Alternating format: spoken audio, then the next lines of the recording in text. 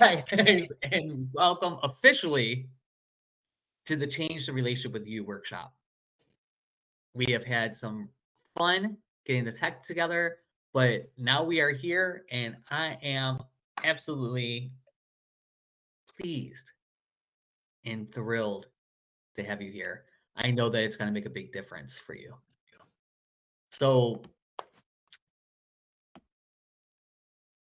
today, what we're going to be going over is who you really are, some of the internal and external conversations, why they are important, and how to control the narrative to have more impact on life.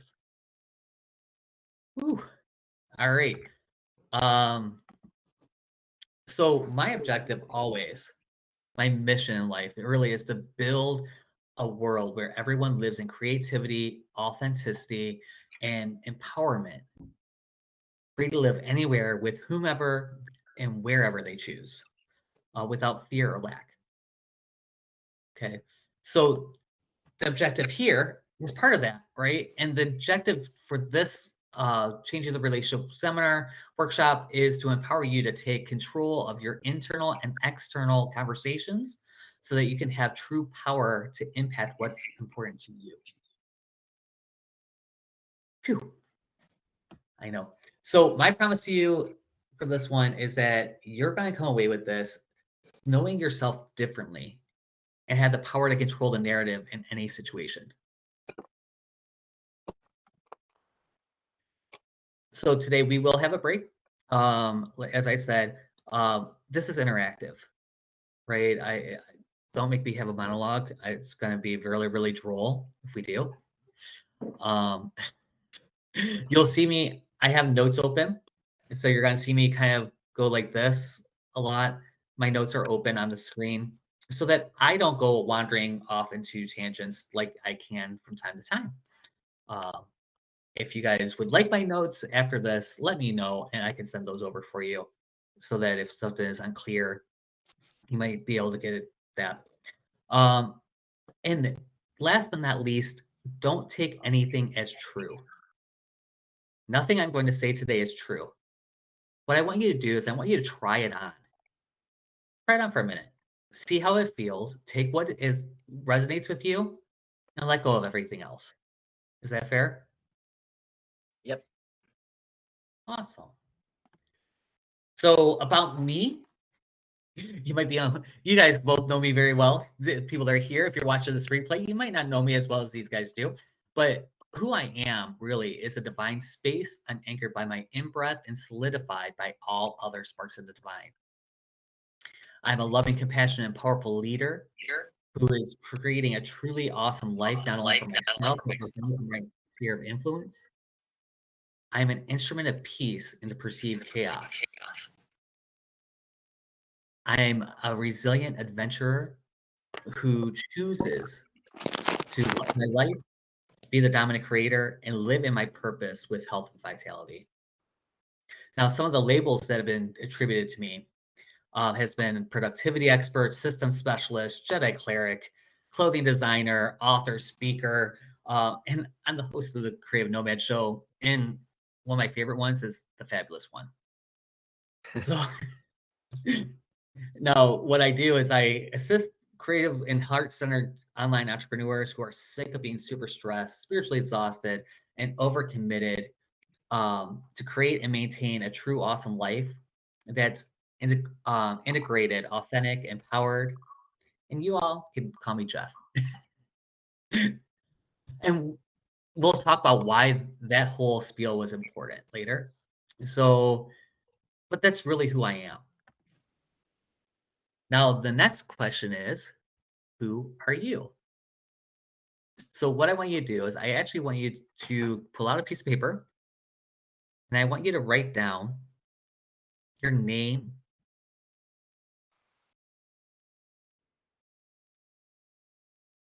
maybe your how would you describe yourself? Who are you? How would you tell me who you are?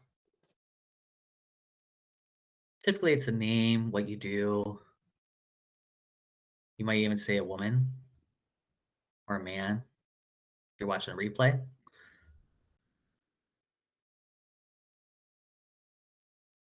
might tell me where you went to school. You know, you might tell me what your occupation is, what your familiar status is.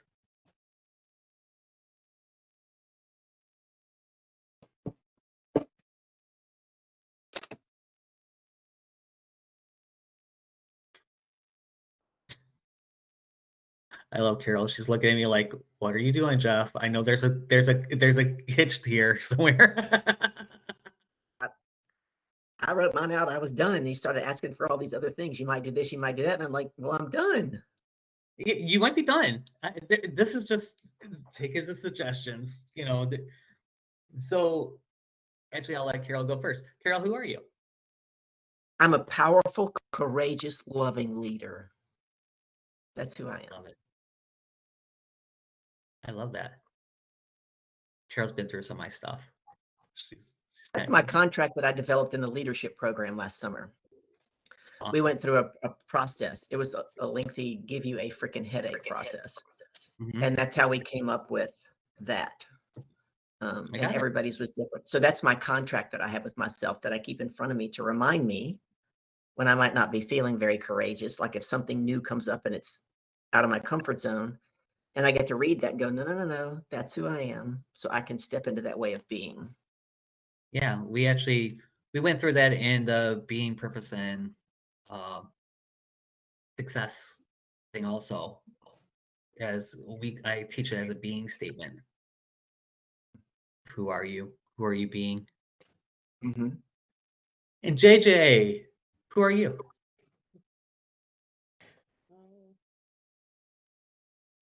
I don't know. I'm ready to build something new. Oh. My sister gave me a project to do.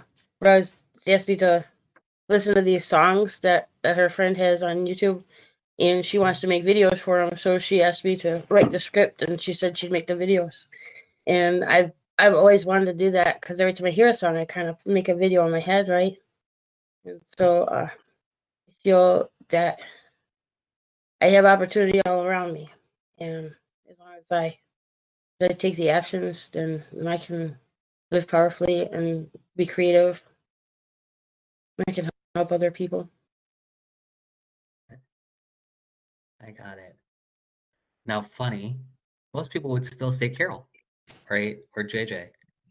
Or they would say that, they're an entrepreneur or they're a videographer or a sister or a mother. And the thing is that if you take all those away, I know that both of you have been married. And as a woman, typically it's traditional for you to take on your husband's name, right? So did that stop making you you? So it's not your name that you are. It's not what your occupation is, because we've all changed jobs. So today our question is, who are we? If that's not it, right? So ultimately, you're not the labels that you put on yourself. Okay. Another thing is, so I want you to, because you guys are all probably going, okay, all right, cool. And you have this inner monologue going on right now, right? Like, where's this going? Oh my goodness, what is he saying? Where are we at, right? You're not those thoughts either. You're the one that's actually thinking them. You're the one behind that. So one of the things that we want to establish is that you are more than this meat suit, this flesh and blood. Even basic biology states that we share electrons with everything around us, from the air that we breathe to the chair that we sit in. So all these boundaries are really blurry, right? There is what we think of ourselves. Typically, what we normally say about ourselves really isn't true. We're not solid. So according to Alan Watts, as we go through, and we kind of ripped up, right, everything we think, right? I'm this person, right? I'm this. Alan Watts says that you are something that the whole universe is doing in the same way that a wave is something that the whole ocean is doing. The real you is not a puppet which life pushes around.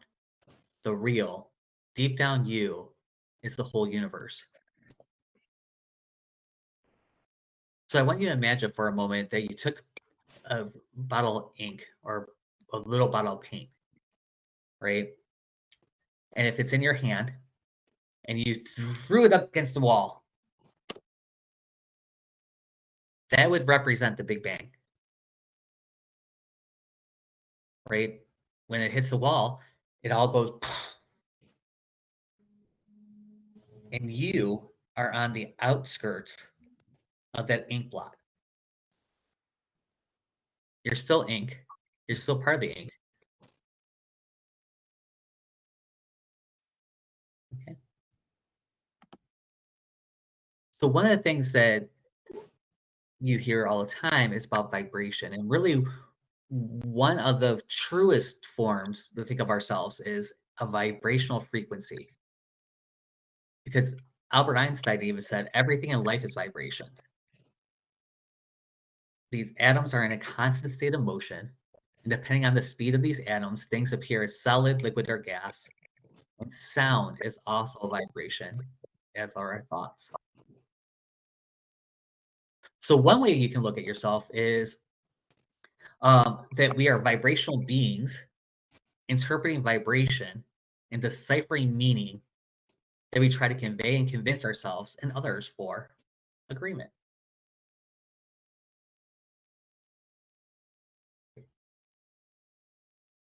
So basically, we're kind of like a radio receiver. We get all these vibrations and all these sensations through all these different ways, and we decipher meaning and we create those meanings. Now, I think that happens on a soul level, on a deeper level than we're seeing. And some of the things that you might want to say is that we're a divine spark of creation. Or, as I've come to understand it, we are a space for life to show up.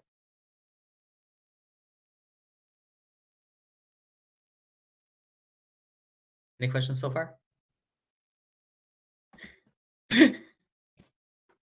So one of the things that I've studied is the Course in Miracles, and the very first lesson is that nothing I see in this room or on this street, from this window, anything means anything.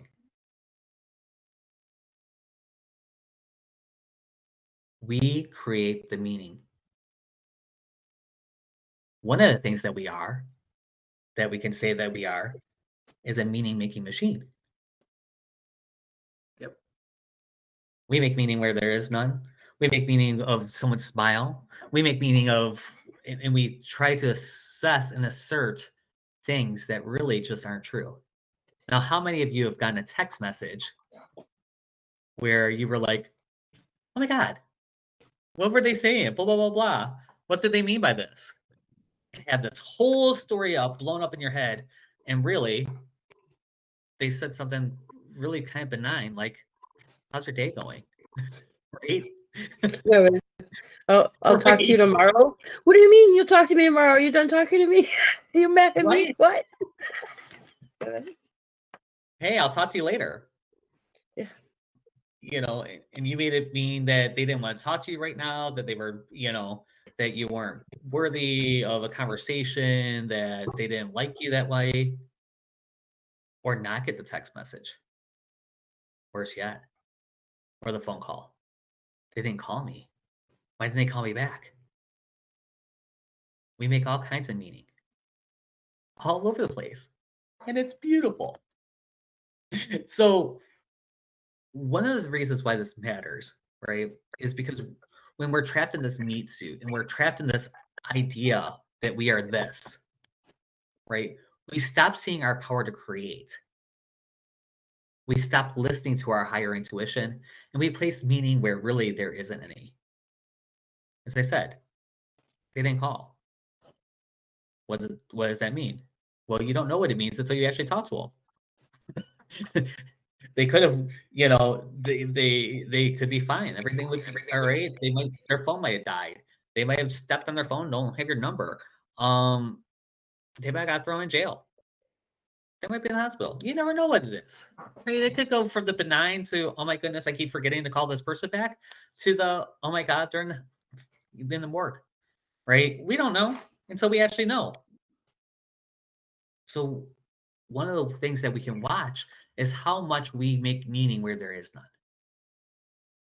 And one of the ways that we can do that is by realizing that we're a meaning making machine. Uh, so as we look at this, how it helps is really having a deeper understanding of yourself and the world around you. When you stop thinking of yourself as you and you start thinking of yourself as everything, you're everything in this room. You're everything on this earth. You're everything in the universe as you, expressing itself as you. You get a greater sense of purpose and a greater sense of clarity, right? It's increased self-confidence and a renewed sense of joy and peace. Because when you can really tap into that connection, the body goes away. So there are easy ways to tap in. Well, not easy, but there are ways to tap in. There are simple ways to tap in. Simple, not easy. Let me take the time to be still and be silent. People talk about that meditating. We're going to meditate. But there's a lot of ways to be mindful and meditate. There's a lot of ways to silence yourself. Could be that walk you go on. Could be doing the dishes. It's just being there and feeling everything. Notice everything. When you practice your mindset and your breathing exercises, you can trust your intuition and make decisions that feel right. Ask, does this feel good? Is this the right question? And you can focus on the present moment and let go of the past. So one of the things that happens all the time is that you're so caught up in the what has that you can't open yourself to what is. And I'm going to show you a really cool meditation if I could. Take a few minutes to kind of tap in, right? And really show you how you as a universe compared to you as the body. Is that okay? What I want to do is I want everybody to kind of put your feet on the ground, get nice and comfy. Make it in a comfy spot and gently close your eyes. I'm not going to do anything all that interesting, but maybe rock from side to side so you don't have to look at me. And just take a couple deep breaths. Right? You have to stay awake, please. Well, I'll wake you up if you don't. I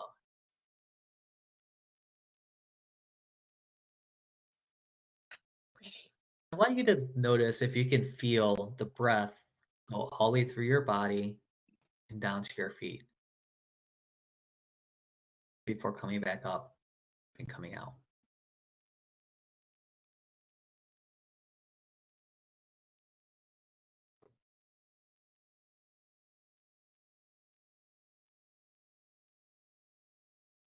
There's nothing you have to do in this moment. There's nowhere you have to be in this moment. We're right here and right now. There might be outside noises going on. It's raining here. There's 4 dogs here. 2 roommates. I can hear the patter around.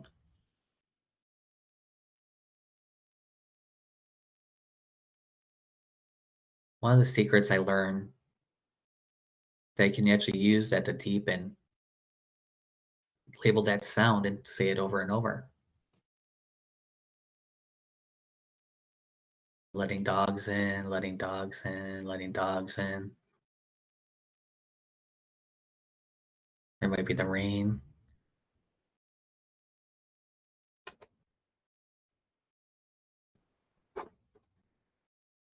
Maybe the dog scratching the door. And label it dog. Dog.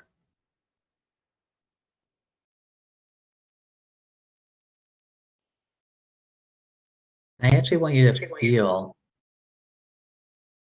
your body, the boundaries of your meat suit.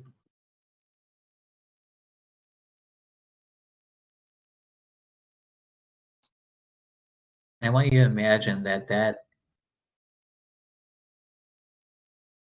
all around that edge, just inside the skin,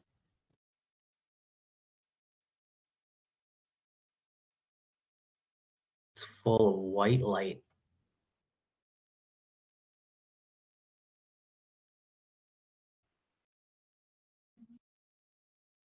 Just under the skin. You might even feel your skin tingling a little bit with the energy from it.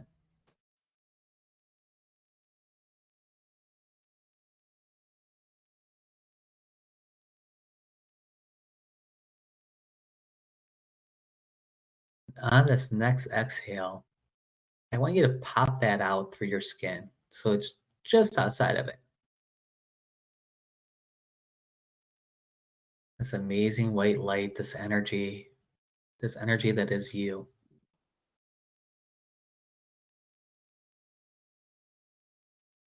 Instead of under your skin, you might feel tingling on top of your skin. This beautiful energy, this beautiful light all around you, molded to your body.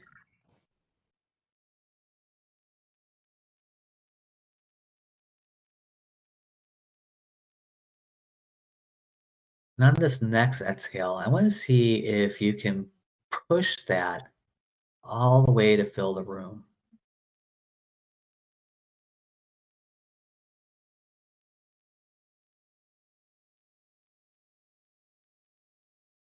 You might notice what the walls feel like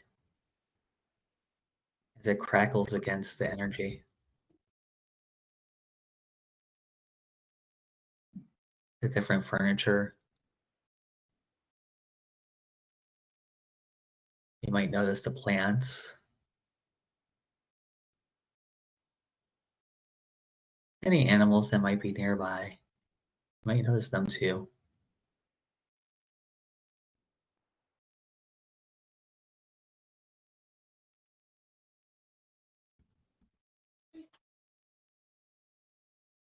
And on this next exhalation, I want you to push that energy to fill up the house,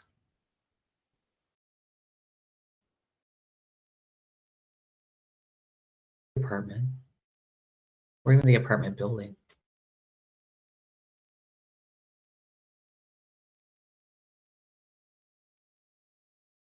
See if you can feel all the different beings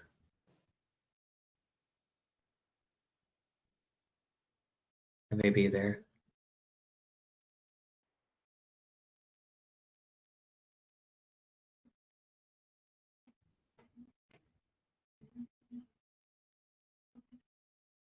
Notice the mouse in the basement,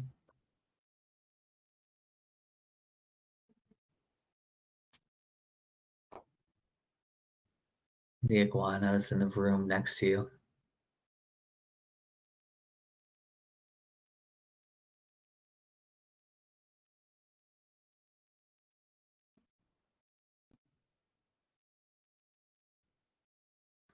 Someone's watching TV.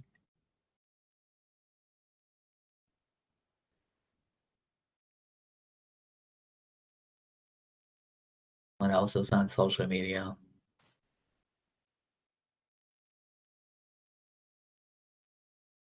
But we can be the space of this building.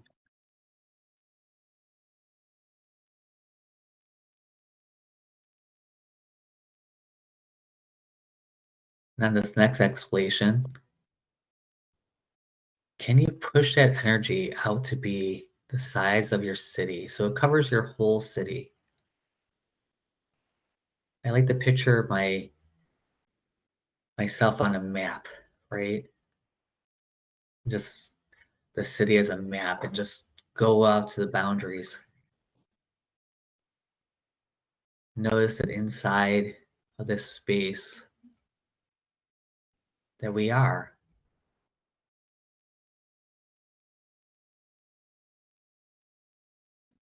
you can feel people walking around and people are in the grocery store.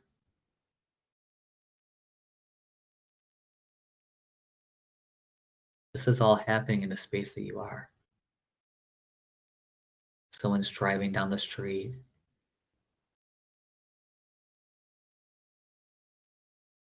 A child crying.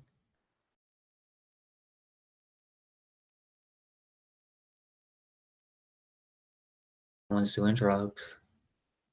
Someone's having sex. Someone's getting drunk.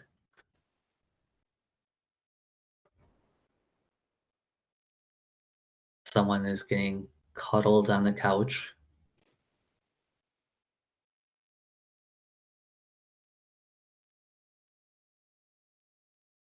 It's all happening in the space that you are.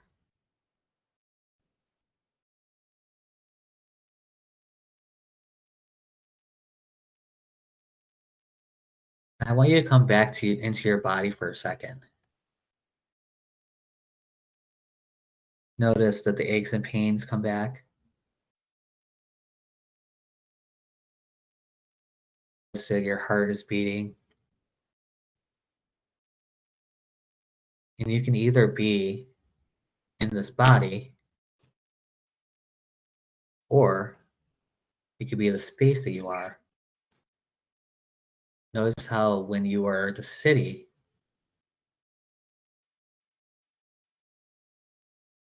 just those pains aren't there.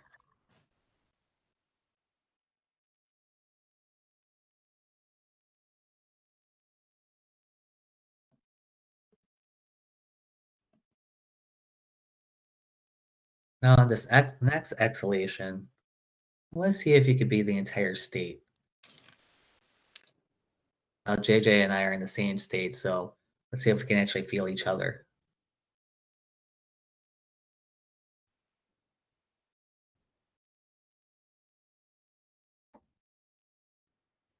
Government is happening. People are making deals.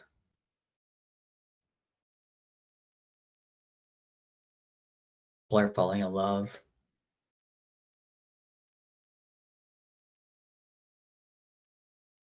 He's being born.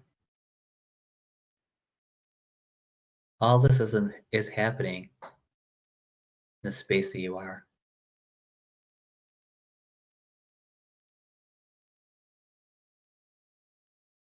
See if you can send blessings to your state legislative branch.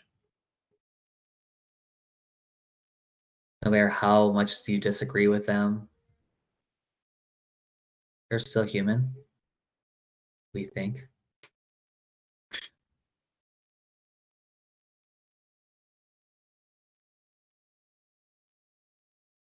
On this next exhalation, see if you can push that all the way out to cover the whole country.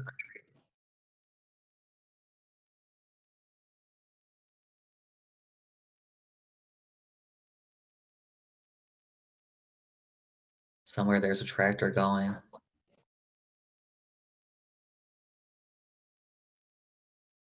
Someone's on a roller coaster.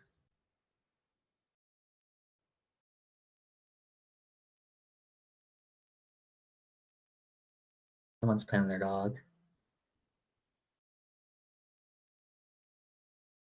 And this is all happening in the space that we are.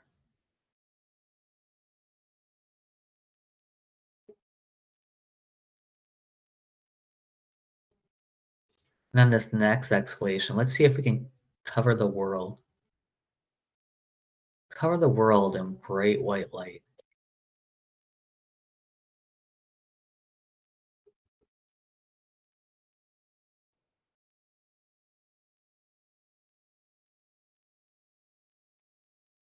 Somewhere in China, somebody is crossing a street.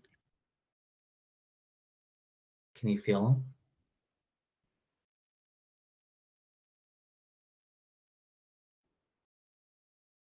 It all happens in the space that you are.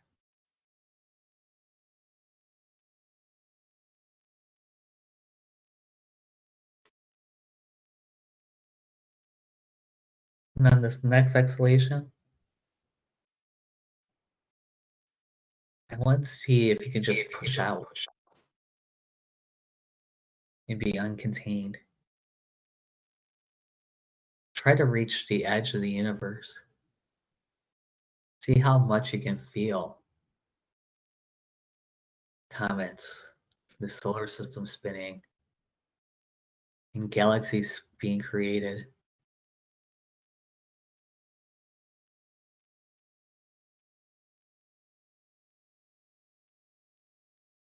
This all happens in the space that you are. Whenever you're ready, just pull yourself back in slowly.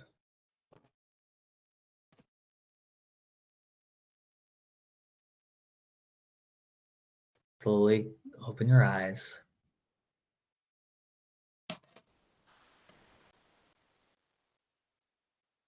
What's that for you?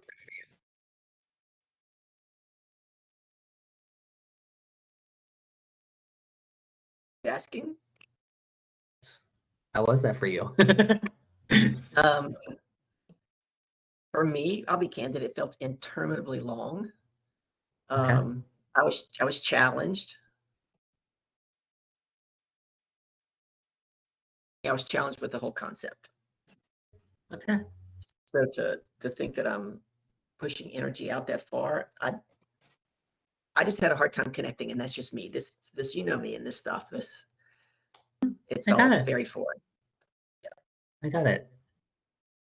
So my challenge to you is that later on when we're not here, I want you to just try it out. Just whatever you think about it, just say, okay, I'm gonna pop that energy out. Let's see if I can fill the room. I did feel very relaxed, and I felt my head nod one time. I was like, "Anybody see that?" I was like, "Oh." That's awesome. That's It's awesome. true. Hey I JJ, how feel about very relaxed. good? That's good. You, JJ. So how is that for you? I liked it because it's a good visual for when I just need a moment to be alone and I can't. So I would like to practice with that. That Yeah. kind of happens a lot. Is that I just need just seconds. I just need seconds of alone time to recharge for a minute. That didn't used to happen to me. I used to not like to be alone, and I'd be afraid. And then, just a lot of different experience I've had that I learned that it's impossible to be with people all the time and always worried about what they're thinking. So it's nice to have a place in your mind where you can let go. That if you practice it enough, you can just turn it on whenever you need it. I found that when I can do that, when I can pull that myself out to that space and then bring it back, it brings back energy too. So you bring back the energy of all that you are with you. So I'm normally a lot more refreshed when that happens. But the good news is that it is time for our break. Woo! Yes, I did that on purpose. I'm like, we're gonna need to get up. We're gonna need a break. We're gonna need a moment. I'm saying about 7 minutes. Let's start back at about 8. Okay, sound fair? Yeah. And let's get to the drink. I realized that my coffee is almost gone, and I only have a little bit of water, so I'm gonna grab another bottle of water and use restroom. And I will be back at 8. Perfect. See you then. Thanks. Okay, see you then.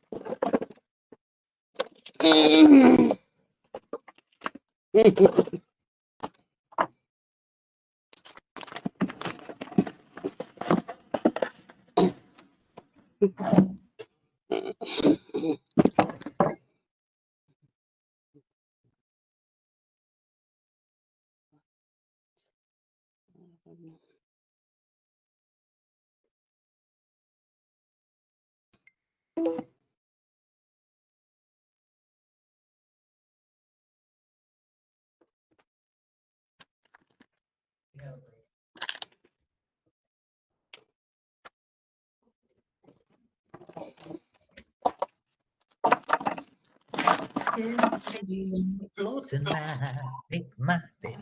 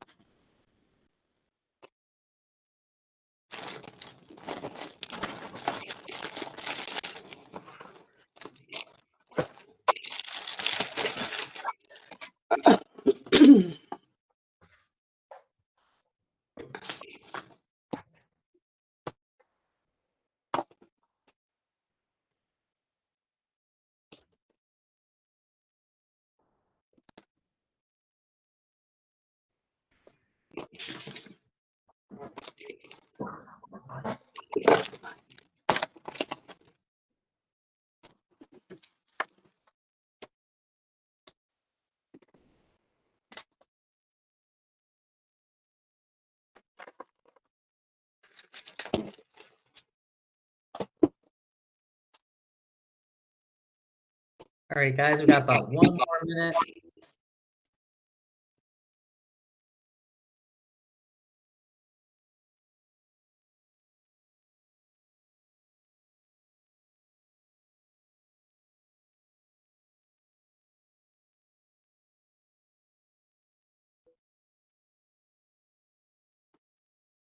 I don't want to play. It's booty on the floor tonight. Take my day.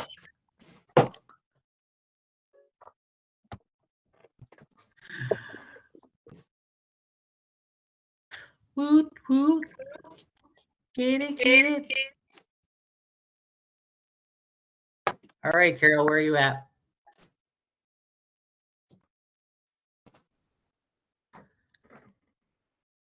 Don't leave us, Carol. Come back. I'm coming. Stand by. Don't walk into the light, Carol Ann.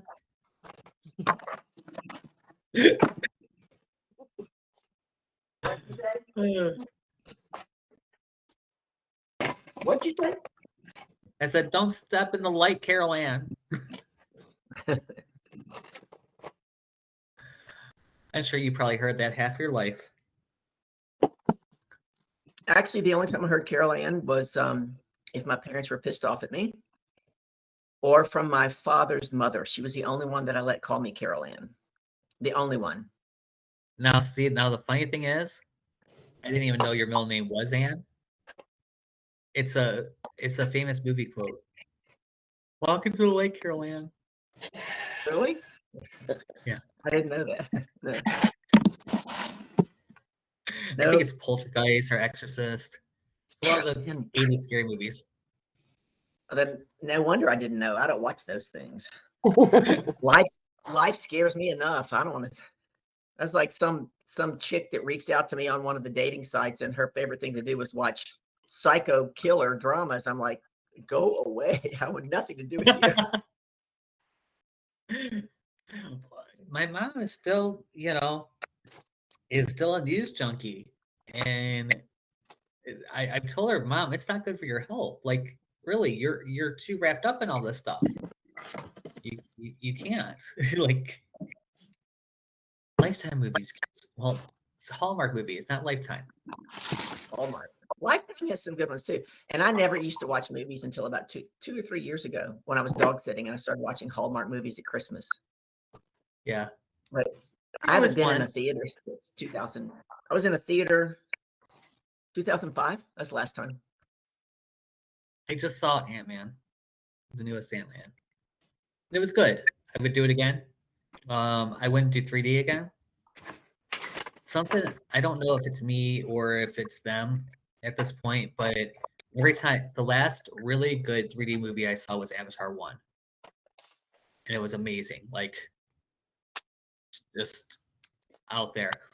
Probably one of the best days of my life in general. It's like one of my core memories. Beautiful date, amazing day. And that could be part of it too, right? But the 3D was really good. That's the last time I had a great 3D. Everything else has been like, okay, cool, but nothing really wonderful about it. So, are you guys ready to get back? Yay! Are you still recording? I am. I am recording. I forgot to turn it off, which is good because then I didn't have to worry about turning it back on. So we start off today by talking about how we, by really changing how we think about ourselves, right? Hopefully you kind of got an idea that we are not this meat suit, and you can start thinking of yourself a little differently. In this segment, I want to start the conversation about where life is truly lived. Okay, because if we're not this meat suit, then what is life? So this is one of my favorite moments of when I was on the road. I spent, for those who don't know, I spent a month on the beach outside of Galveston on the Gulf Coast. And that was just amazing. Now, one day I was out in the middle of the ocean. It was around just before sunset, probably around 8:30, 9 o'clock. And because it was the middle of summer. So, late nights. But I looked up at the sky, and it was perfect cotton candy pink and the cotton candy blue. And it was just gorgeous. And it was streaked across the sky. Like it really did look like cotton candy. And I was looking up at that. It made me realize that there was no one here that was seeing that. I was literally by myself on the beach. There was no one else even on the beach. Right? And it was like, oh my goodness, this freaking moment no one else is seeing. Now, why would I tell you this story? It's kind of random, right? Like you can kind of get an idea of that, but you can't really actually see it. But the reason why is because our lives are actually lived in stories. Okay, so it's not just the stories that you tell other people, it's the stories you tell yourself. Now, as I was telling that story, I can actually put myself there and I can completely see that beautiful sky. I've never seen anything like it. The colors were so vivid. Now I've seen beautiful skies in my life. I do tend to notice the sky. So for me, it didn't surprise me that I noticed it, right? But the colors were just so vibrant. And it's a story I tell myself to remind myself of the life that I lived. Because really all we have is this exact moment. Now that moment's gone. And this moment's gone too. And we're going to go through many moments throughout this even whole thing. And the only way we actually lived our life is from the stories that we tell about it. So the stories we tell ourselves are super important. The stories that we tell others. And finally, the stories we tell about each other. It is said that you die twice. Once when you cease to breathe, and once when the last person says your name.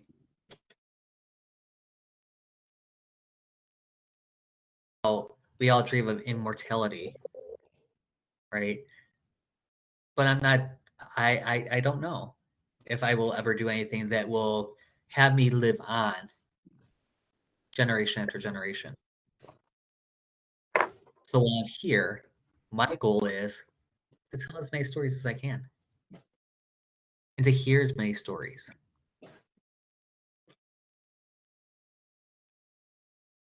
So one of the things that we do is we tell stories about ourselves, right? And what I want you to do is I want you to pull out a piece of paper. Yay. The fun part about not doing worksheets is that we get to do all these live. I still have the exercises, right? You just don't get a sheet for them. Actually, it makes it a lot easier. And I'm going to state something. And I want you to write down everything that comes to mind. Right? I'm going to give you a couple minutes to free write.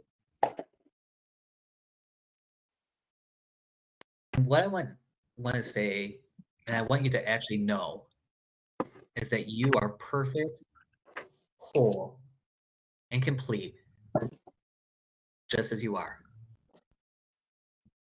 You want us to write that down? No, what I want you to write down is everything that just came up when I said that. You are perfect, whole, and complete, just as you are.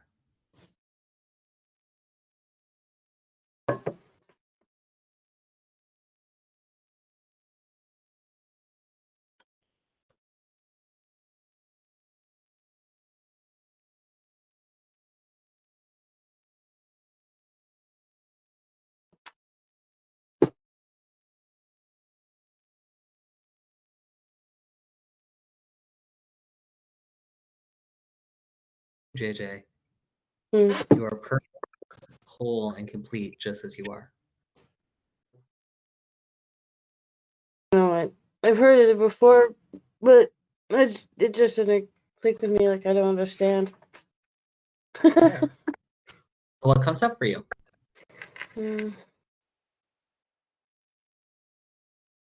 Just always, not yet. There's a lot of work that I want to do, and there's things I haven't done or that I feel like I'm broken and not whole and complete.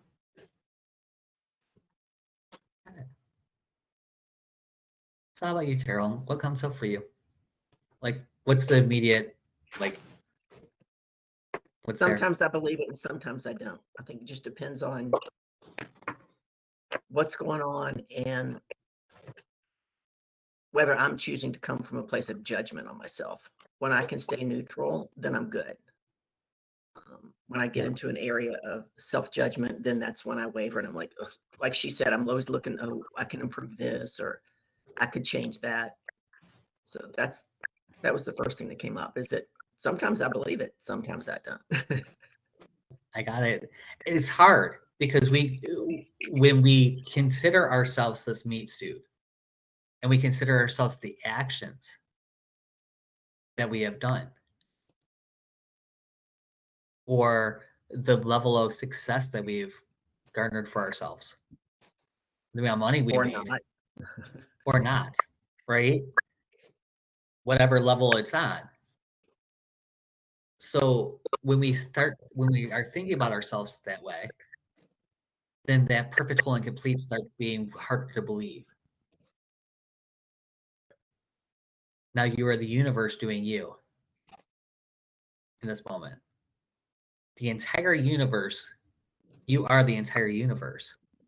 And it's perfect, whole, and complete as it is.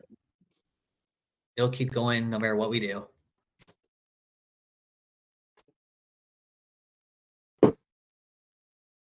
It changes things, right? And welcome to the stories we tell ourselves.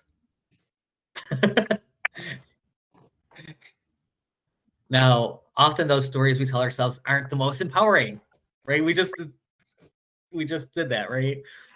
We tell ourselves all the time things like I need to lose 20 pounds, or I need to make $1 million, or I'm not working hard enough, or I'm not this, or I'm not that. Whatever this or that is.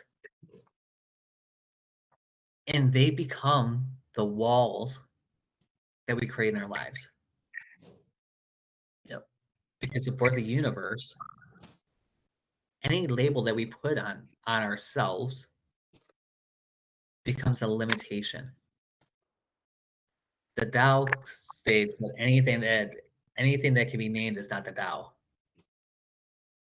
And we are the same. Any label that we put on ourselves takes away some of the actual amazing things that we could do. Now, Michael Singer tells this really great story. If you haven't read The Untethered Soul, I suggest it to anyone. And in this book, he actually tells this amazing story about this guy who him and a friend were walking through the meadow and came up to this beautiful location. Surrounded by the forest, they were walking through the forest and this meadow appeared, this clearing. And it was absolutely the most picturesque kind of place you can think of. Like that place. The pastoral place with all the flowers and the little stream going by, and this place that's just like Eden, surrounded by forest, this little kind of secret place. And so he decided that he was going to buy the land and he was going to build a house there. And he builds a state-of-the-art house, net zero, completely optimized, and realizes that he could come in and, loved this house and he loved everything out there. But one day there were some wolves that came by and he got scared. Right? Although he was in the house, he still got scared because they kind of came up at the windows and were like, why is this house here? Not necessarily in a fairy tale kind of way, but they're curious. All of a sudden there's this house on their hunting grounds. They want to know what's in there. So this house had these state-of-the-art different things, security features, and so they put down all the security features, and so it basically walled off this beautiful house that was completely glass, so you can look out, and walled everything off. Now, after a couple weeks, right after the wolves were there was a storm, so they didn't want to put anything. They didn't want to lift up those gates because there was a storm. And then they started getting used to being inside. Like they kind of forgot after a couple weeks, that they could go outside. And so they had these walls up all over the place. And things came in, and they had a beautiful place inside there that was providing all their food. They had a greenhouse, but it was all pretty walled up too. There was just a little bit of light on the sky. So it actually grew. And they had this like whole ecosystem going. Right? So they stopped going outside altogether and stayed inside these walls. And a couple years goes by. And all of a sudden, light bulbs start to go out. And at first, a light bulb here, a light bulb there, it doesn't really matter in this dark house. But then they're down to like 2 light bulbs. And so they're trying to huddle into the space, where the light is. And then one of the other light bulbs dies. And so with the last light bulb, they put it into a movable lamp that they kind of can walk around with. That's one little bit of light, holding on to it, and found some candles.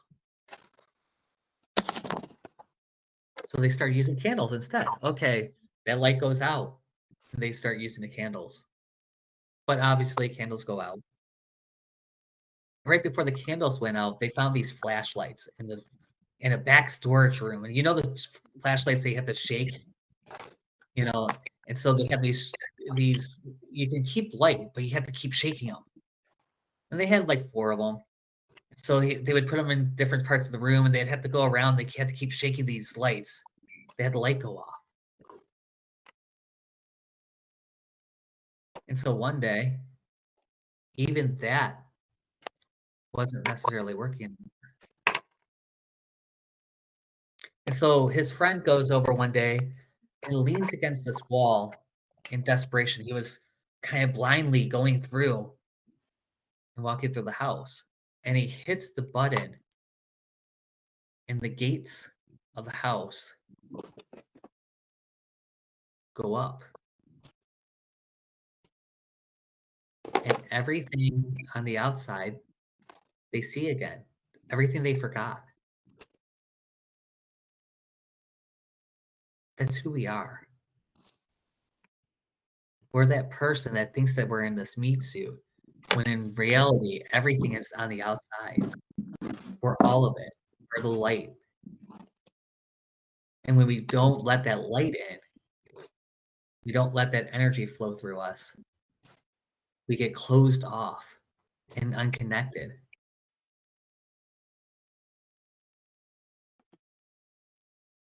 So some of the stories I tell about me, right? One of the big stories I always say is that I'm not an athlete. In 3rd grade, my brother was an amazing athlete.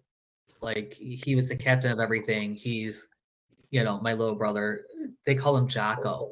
Like he was athletic at birth. This kid just was that kid, right? And so I never compared physically that he did. He's also 6'3". One point he was like a good 180 pounds of pure muscle. Now he's 250, but we'll laugh about that later. But I played Little League when I was in 3rd grade. I wasn't very good. And I said to myself that I'm not an athlete. And for years, I joked about not needing to run anywhere but to the bathroom. There's no reason, right?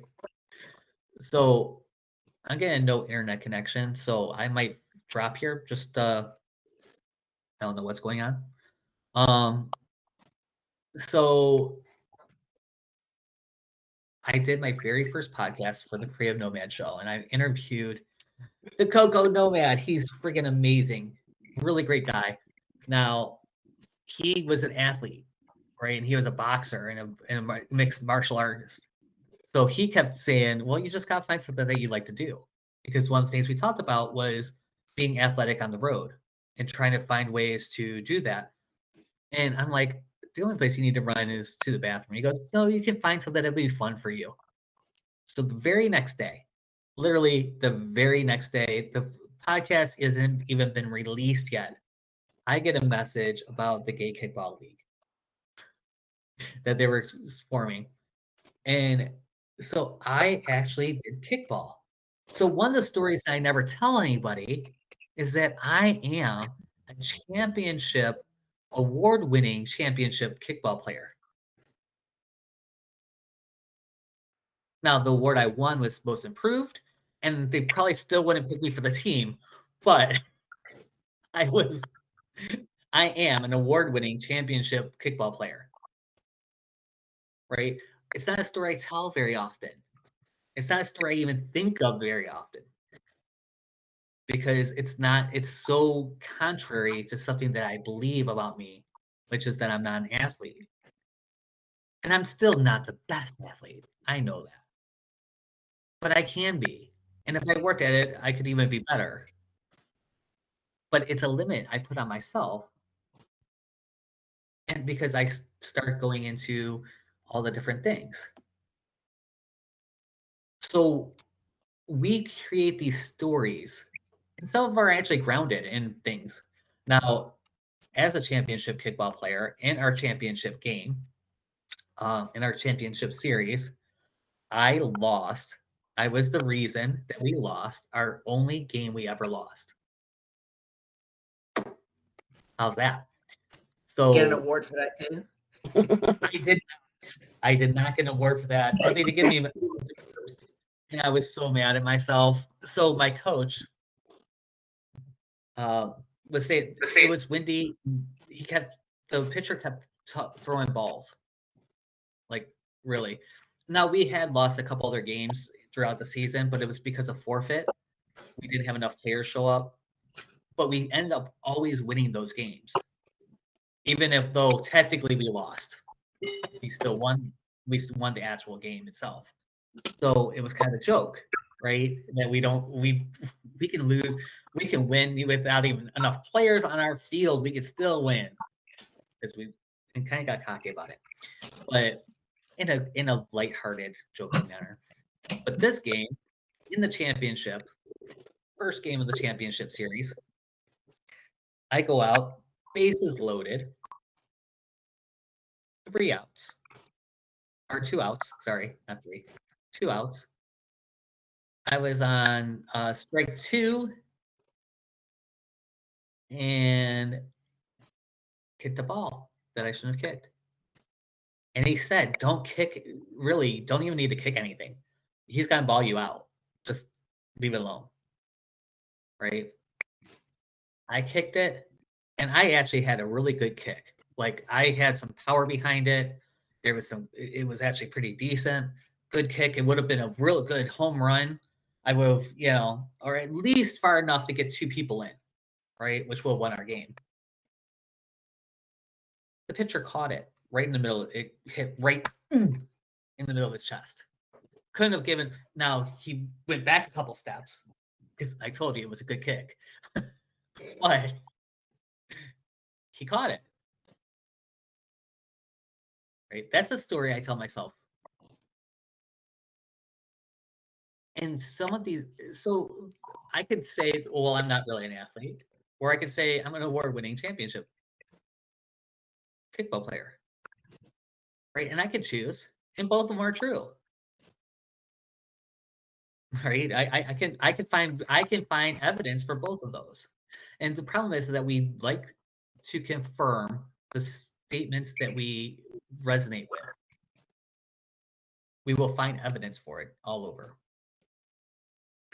Now, I want to give you guys another exercise.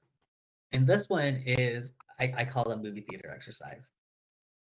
Now, I want you to bring up something that you have evidence for. It's a story that you hold on to yourself, and you have evidence. And I want you to think back on the first time you ever thought about this. So what's something that you say about yourself? So for me, it's I'm not an athlete, right? So, and that's grounded in my little league. So there, I have actual images of me not being an athlete to pull from, right? So I want you to see if you can find the earliest version of that, earliest evidence you can think of that, right? The earliest moment. And what I want you to do is I want you to imagine yourself actually sitting in a movie theater, and I want you to have that going on as a movie. I know, Carol, it's been a long time since you've been to a movie, but they have these seats and they're really comfy, and it's kind of like TV, but it's Now big. they serve cocktails. My kind of movie. They do serve cocktails. I actually thought about getting one the other day, but I got the popcorn special and some Reese's Pieces.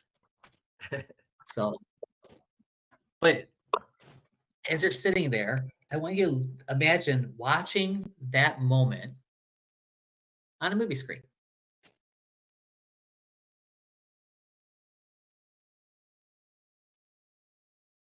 You watch it, you might have some feelings, because it happens, right? It's a story that you tell yourself, and this is evidence of that story.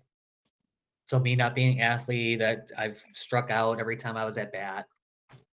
No, I think I hit the ball once, which is funny because when I was practicing with my dad, I would hit the ball, but when I got up the bat, I couldn't.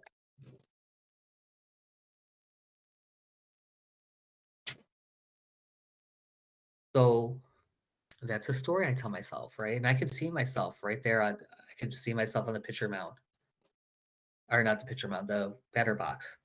See, this is me. This is how little athlete I am. This has been now 30 some odd years, of almost 40 years. So, I've held on to this.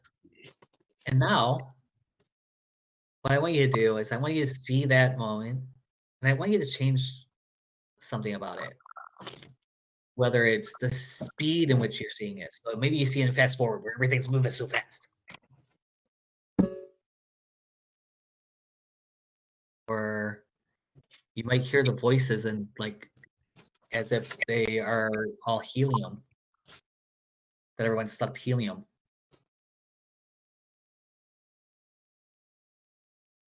You might see it in black and white if you were seeing it in color. Or you might want to make it into anime.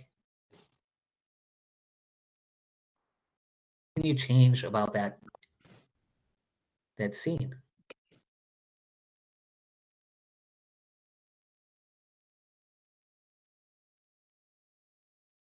Now I want you to run it in reverse. Imagine you're watching an old VCR where everything just went backwards. Play it again.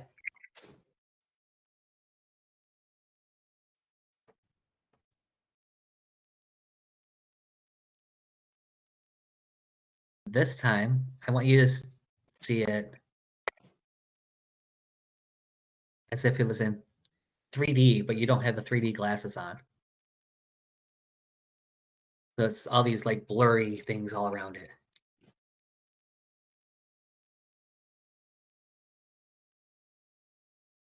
Rewind.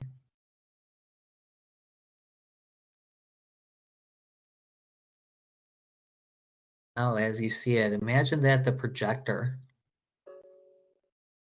burns a hole in it. It turns white.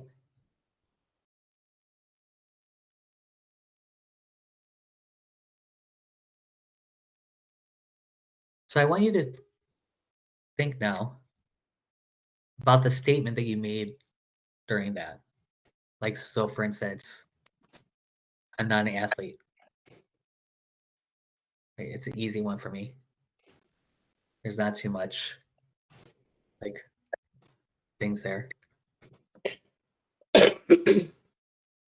See if it has a charge anymore.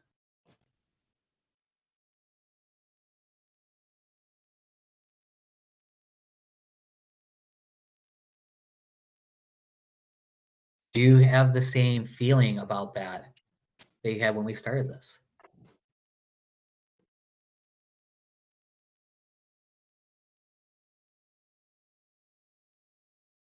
See, we can change the stories that we say. Not only to other people, but to ourselves. Now, as an athlete, I could tell you the stories because I wasn't a very good athlete and I hated gym and I had this whole attitude because my view around it was the only place you need to run is to the bathroom. So of course, gym is going to be traumatic for me, right? Because that's what I thought. I'm not an athlete. Why am I doing this? Blah, blah, blah. So we're in our gym class, we had to go through all the different segments, right? So we played volleyball for a little bit and football for a little bit and baseball for a little bit and all these things in high school. Everyone knew I was an athlete. No one expected me to do anything, but I was on color guard. And I ended up taking my freshman gym class. I ended up having to take it again in my senior year because I failed. Like there was some weird loophole why I had to do this. And like my junior or senior year, I couldn't remember which one. And by this time, everyone kind of knew who I was, but didn't really know who I was. And everyone knew that I wasn't an athlete. And one day we're playing football. I have two stories like this. One day we were playing football, and I'm just walking downfield. Everyone's like all huddled up around everybody, and I just kind of walked around everyone. Got away from the brick walls, running at each other. Just started walking downfield, nonchalantly, not even really like moving, right? And I looked back, and the quarterback looked at me and threw me the ball. Now, by this time, I'm halfway to the goal because no one paid any attention to me.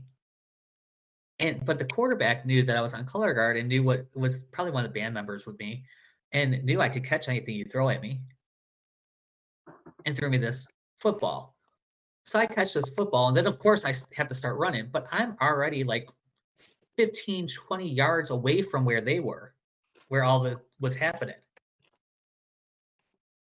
And so I got a touchdown and won that game. Right? I also have a baseball story because remember when I was in Little League with my dad, I would always hit. Right? I actually had some power behind me. Now, I broke a window once, but all boys do.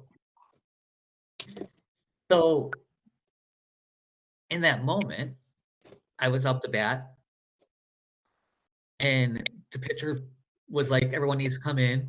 Come in. He's not going to doing anything. And I hit a home run out of the park. What stories do you have that you have evidence for both? Right now, I have plenty of evidence that I'm not an athlete. I have plenty of evidence that my body says that. But I have evidence that I can't be. And I bet you that you do too.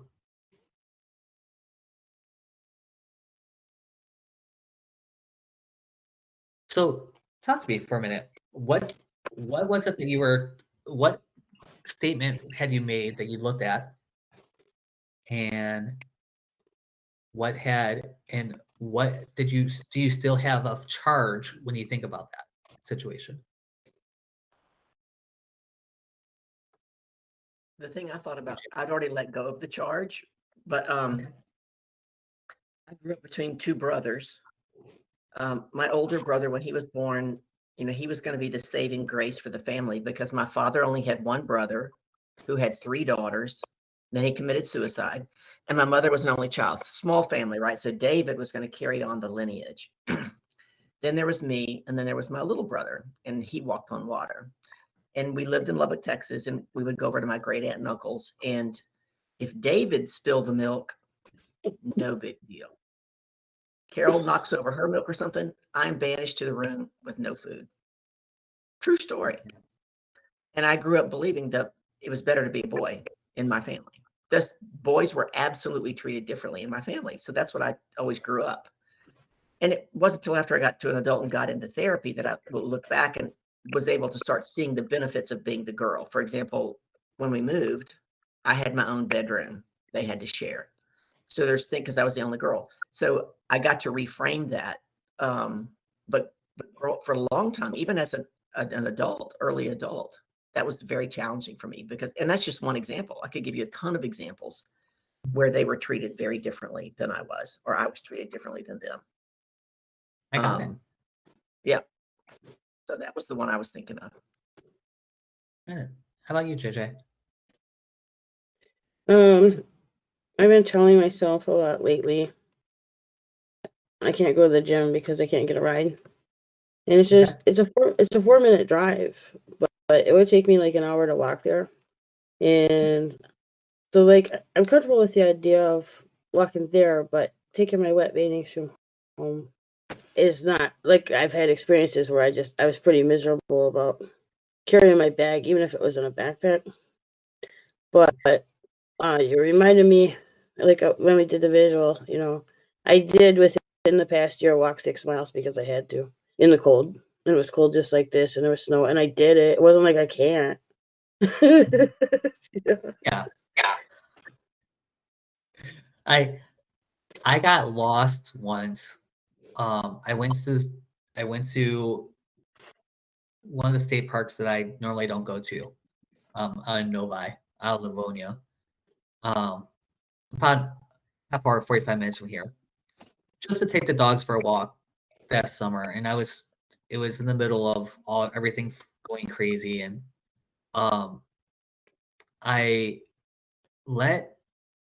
there was this path that was all paved, and then there was like woods on either side.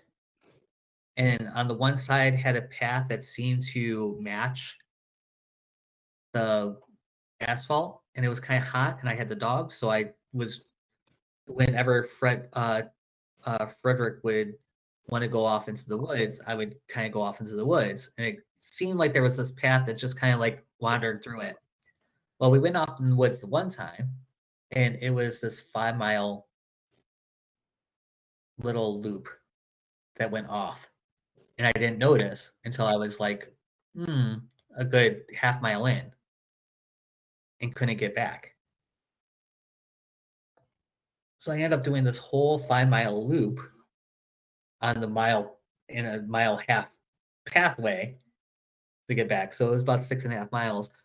I cried. Like by the time I was done, I'm like, "Whoo!" Lesson number 1: never let Frederick decide which way we're going. But yeah, it was just funny. But we were in this leisurely cruise. We were on our way back. We were done with our walk. So like I'd already walked probably 1.5 miles already, and then did the thing, and then had to walk back, and it was like, oh God, no.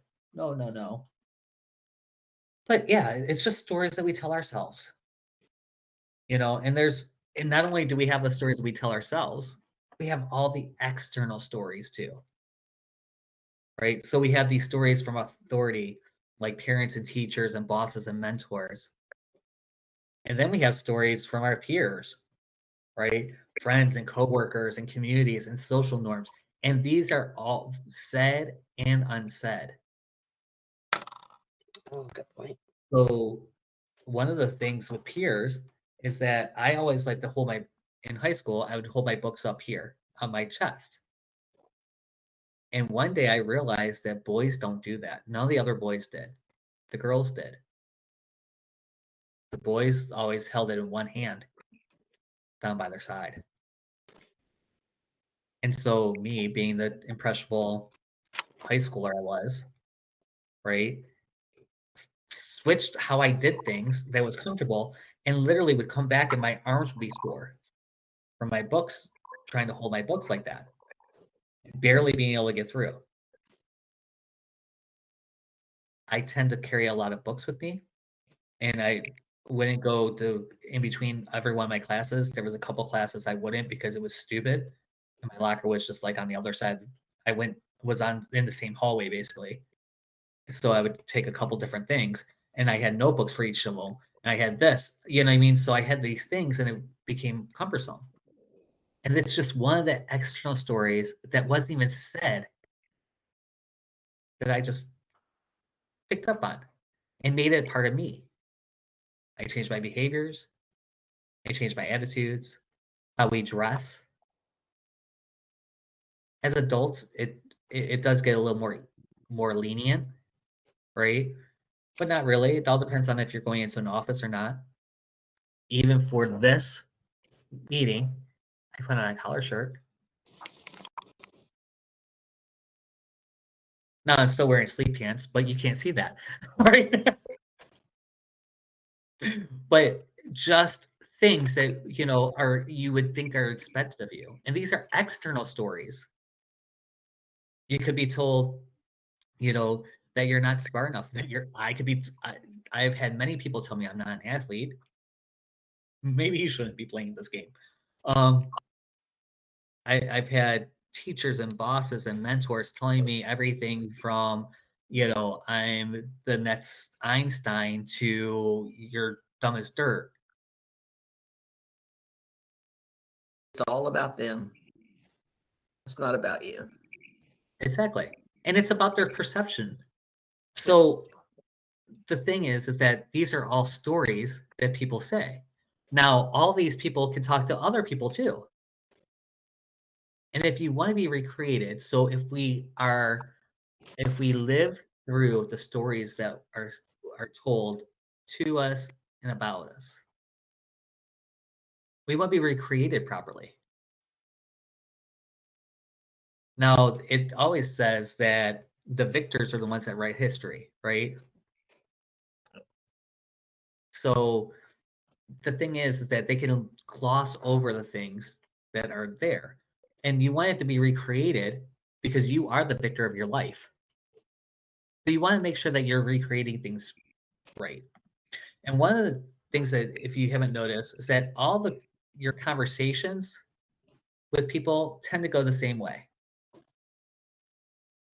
Right? You can probably tell the theme of your conversation before you have it.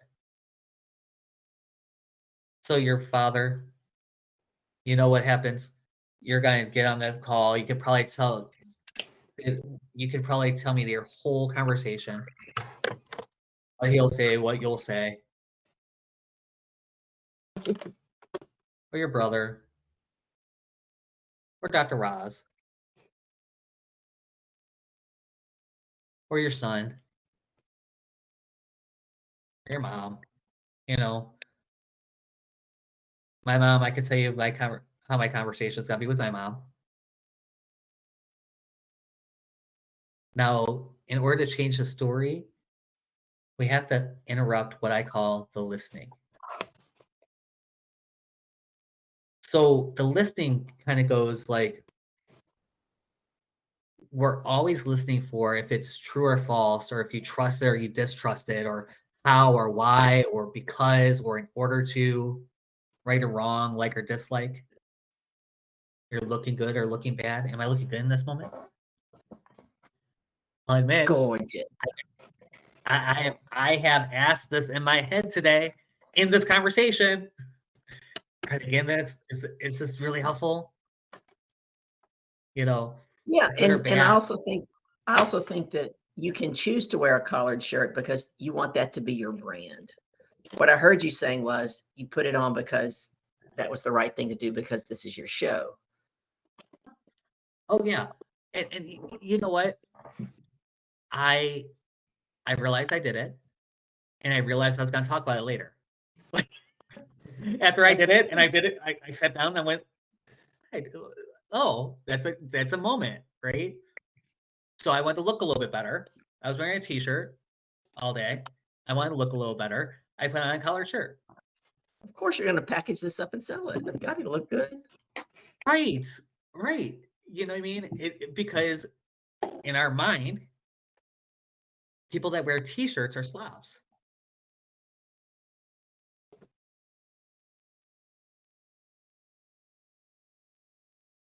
It's just something that we have been taught, especially if you're Gen X or older. It kind of is becoming a little more acceptable in the younger generations. Gen X down, the boomer, yeah, definitely. But all of these things are always running in your head when you're in a conversation. I bet you they've been in your head while you've been in this conversation with me. Oh, I like that. I don't like that. Do I agree with that? You don't think so? Just be quiet for a second. Those thoughts again. And they could be saying, what's he doing? Why is he doing this? What's the point? I don't know what he's going for. But see, we have to interrupt that listening, that already listening, that already knowing that's going on. Now, in my head, again, I have that, that people that wears t-shirts are not as professional. Now, I've got to a point where I don't feel like I have to be an insurance high anymore to have this conversation, right? And I do generally like looking nicer when I'm live on camera. So this is part of who I am. I like a nicer thing. I have gotten a lot more casual since I've been in the RV because I didn't have as much dress clothes, and I don't really have a lot of reason to wear them. Right? I would have to create those reasons. And when I first went into the RV, I was working with Chan Holly that said that there was no ties. That was part of the rules. You can wear a tie on video, which was kind of funny. But that was one of Chad's company rules. No ties. So it was like, okay. And I got used to that. Right? So where is the listening interrupting your story, your connection with someone else? Are you really hearing what they're saying? Are you really being with them? The thing is that you will live into the listening that you have. Okay. I have two really good examples. And I'm going to see if you guys have a good example too.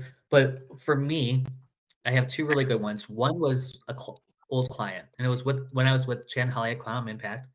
And they brought on a client. And at the time, right before I started working with Chan Holly, I worked as a sample person for an event specialist is what they're called, and admire. And he would see me all the time. He was local, and he would see me there quite frequently. Right now, the reason I did that is because I made really good money, like really good money while I was there. And I had a flexible schedule where I can actually take my mom to doctor's appointments and everything because I was taking care of my mom. And so I only worked 3 days a week. I made more than I did when I was working 60 hours, and it actually worked really well. But he didn't know all that. All he knew was that I'm a sample boy. What is he going to learn from me? Now, at this point, I've already had 25, 30 clients, already proven that the time management stuff I was working on with people really worked. My time management system, by the way, which is the next one, our next one is going to be Time Marches On in February, in March, the last Wednesday in March. And we are going to go through with a time system that literally has made people find 20 hours a week back to their lives. Like, it's a miracle. When you do the system, it's like people have said, oh my goodness, I can't believe this. I can't believe how much time I have. Now, I didn't manufacture 20 hours. I just showed them where it was. And I knew this, right? And I was feeling good at this point. But he said that. He said it in front of me. And I instantly became that sample boy. He was in the program. I probably did not help him at all.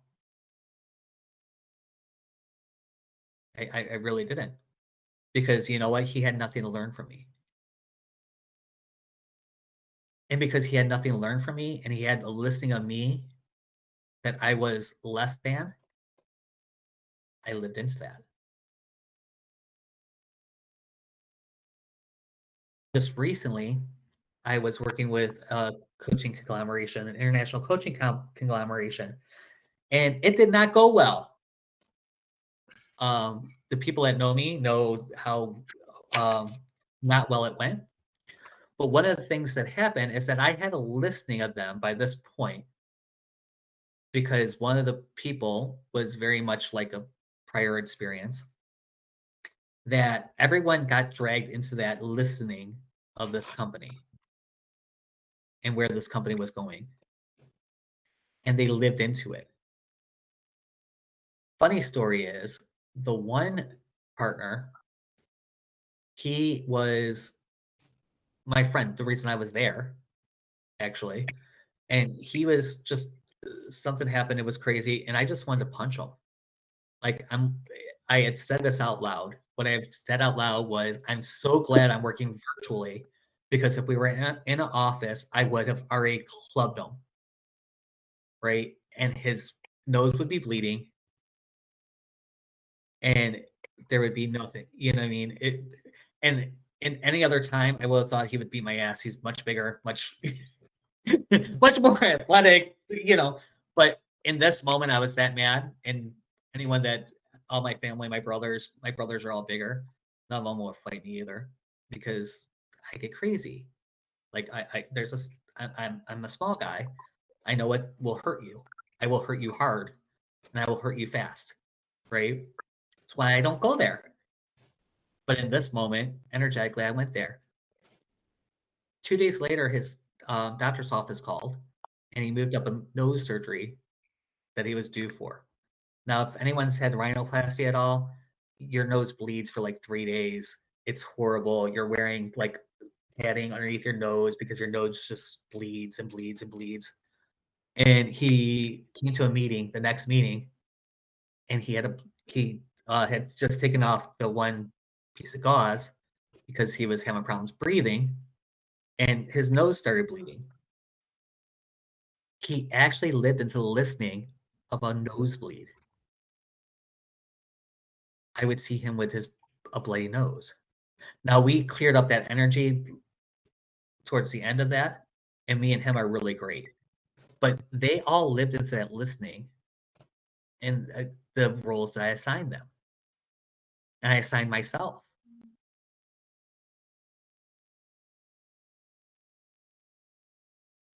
It's just something to look at about how you're listening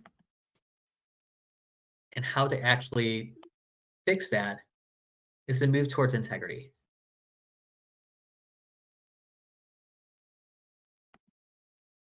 Now,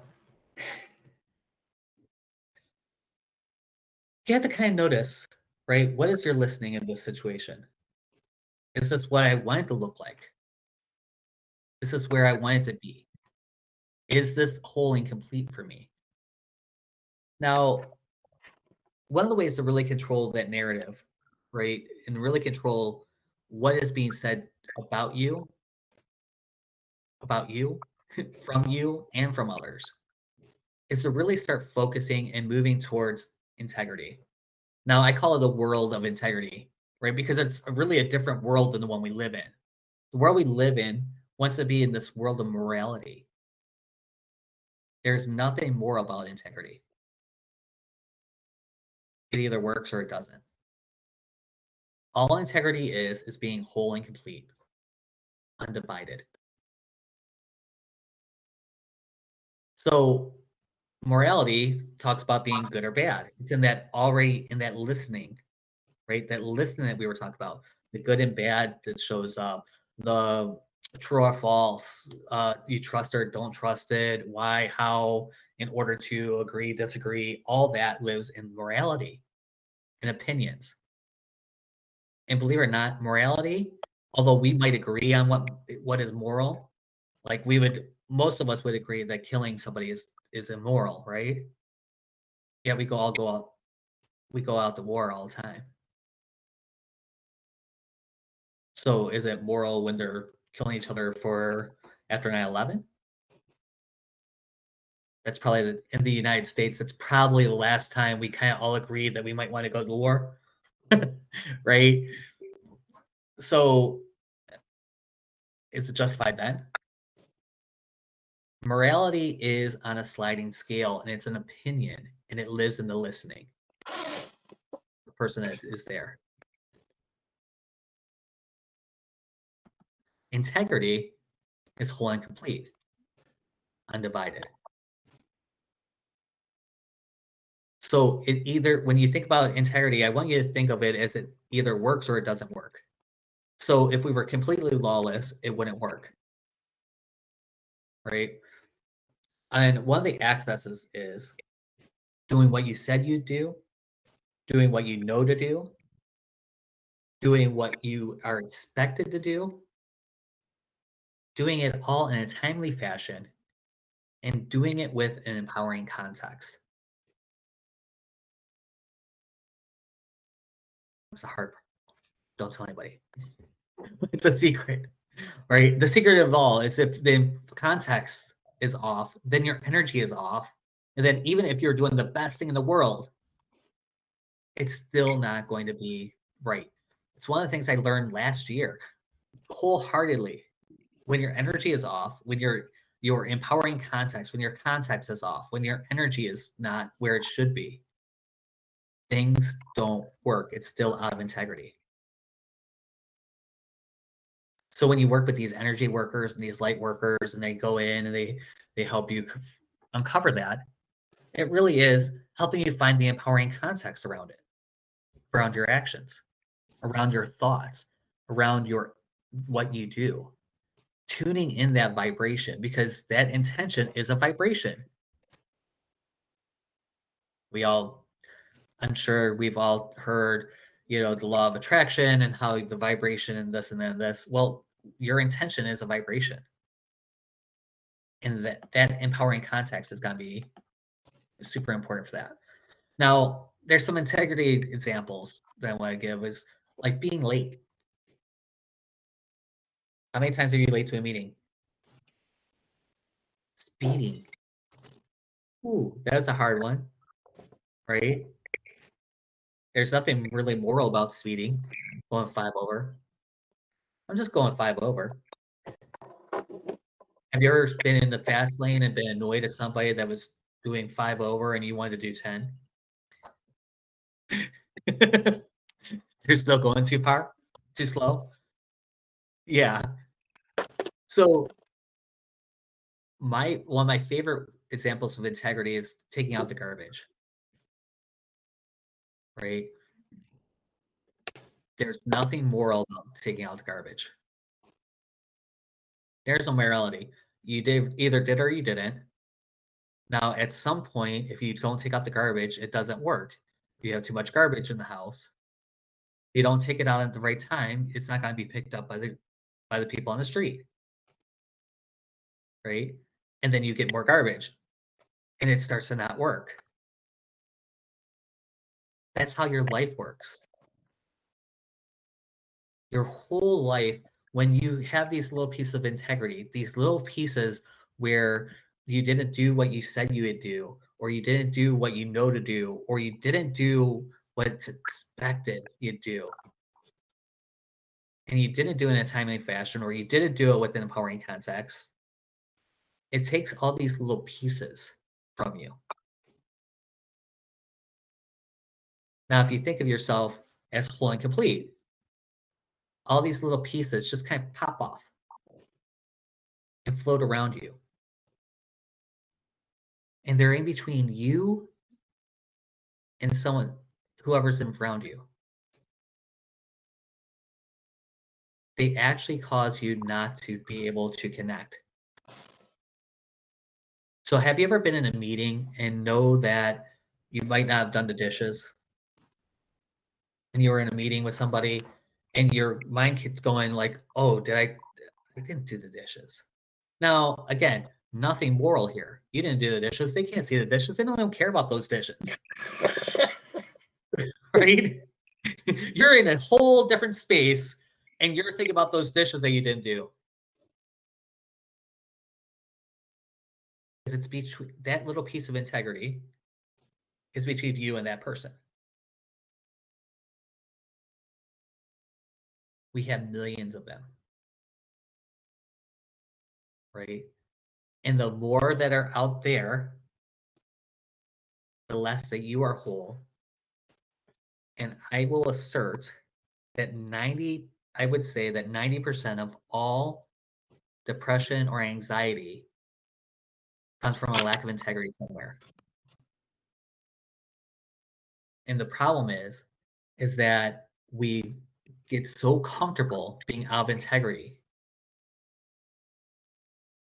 that it just goes into this loop. How many of you have been there on the couch and know that you had something to do,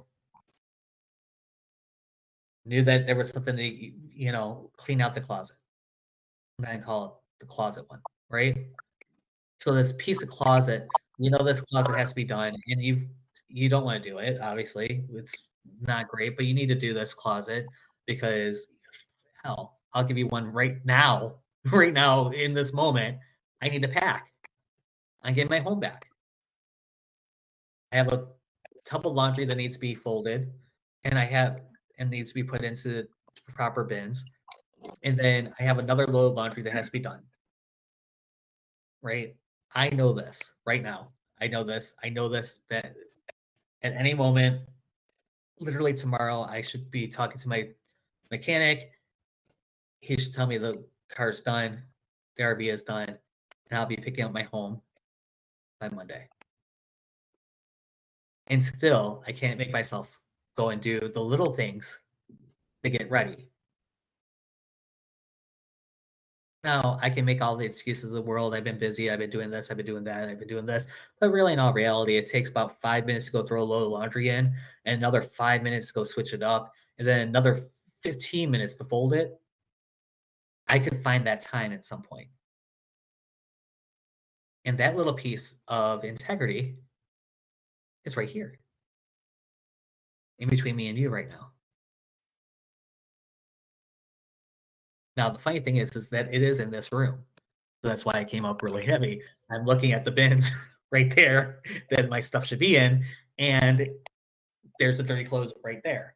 Like if I move the camera angle, you would actually see that I have dirty clothes in this room. And that's in between me and you at the moment from fully connecting. Just want to say. What? Oh, I just wanted your help, like saying the right language, but you're talking about the energies and stuff with your integrity. And I have like about 5 different friends that when they would ask me to come over just to talk to them while they'd clean, because they would be they're like, I could sit here for years and not do it, but you'll be here. I'm like, oh, and they like had the energy. Yeah. For a long time, I would call somebody when I went to clean, because I have to pace when I pace when I'm on the call, when I'm on the phone. So it's a wonderful tip if you want to get something done sometimes, to put somebody on the phone with you. And I would do that all the time, especially when I was in the house in Hazel Park. I would just call somebody. You're one of the people I called, actually, JJ. Hey, how's it going? Catch up. Hey, that's, because the mindless actions of cleaning with the phone call, it's actually not bad. Now, are you fully with that person? You can, there's if he's all the way around, but if you're communicating that with somebody, right, it should be there. You know, what's a phone call that you might not know that you know that you need to make and haven't made? So what this has to do with the stories is that you have all these little pieces of yourself that are missing, right? And it's in the space of who you are, and it's interfering with that connection. So they're not seeing the intention behind it because they're seeing the stuff. One of the big ones was I wasn't making money. So all last year, I had trouble making money. And it was because I had trouble making money. And so my story was, I'm not making any money. And it was right here, big, in front of my face, actually, probably about that big, right? Because it was a big out of integrity. And I didn't make that a priority for various different reasons. Didn't do all I knew to do to actually make more money. I did a lot of things, but there were other things I could have done. I'm not beating myself up. So I want you to hear, I'm not beating myself up here, but this is just looking back. Okay. When I started putting myself back in integrity and started making money, making money because it was out of integrity for me to be not making money. So taking care of myself. And one of the ways I had to take care of myself was to make money, right? By not having that coming in, not having that income. And when I started having an income, everything else started working. I went back to Amazon. I got this new contract. I actually have made more this year in my coaching practice than I made last year, just from these workshops. It's amazing, right? And it's because it's not the energy changed, the energy shifted, and I put that little piece of integrity back in, and I made it a priority. I changed the energy around it. It's kind of the same rule as if, when you have a partner and you have somebody and then everyone walks out of the woodwork, they want to date you. You get 5 phone numbers because now you have a significant other. It's the same idea, right? So these are just pieces of myself that have been between me and other people. And one of the things that we want to do is we want to start cleaning up that space, right? And the only one that could say that anything's out of integrity is you. So this is first and foremost. I can't tell you what's out of integrity for you. I can point to some stuff that might be areas to look at. And you get to decide, because guess what? We're making machines. We're making machines. We get to pick the meaning that we place on something. And I'm not saying that I'm right, but I'm saying that when you start living from this space, that integrity is first and integrity is whole and complete. It either works or it doesn't work. I realized it wasn't working for me not making money. Right? I had to do something about that. And I tried a few other things.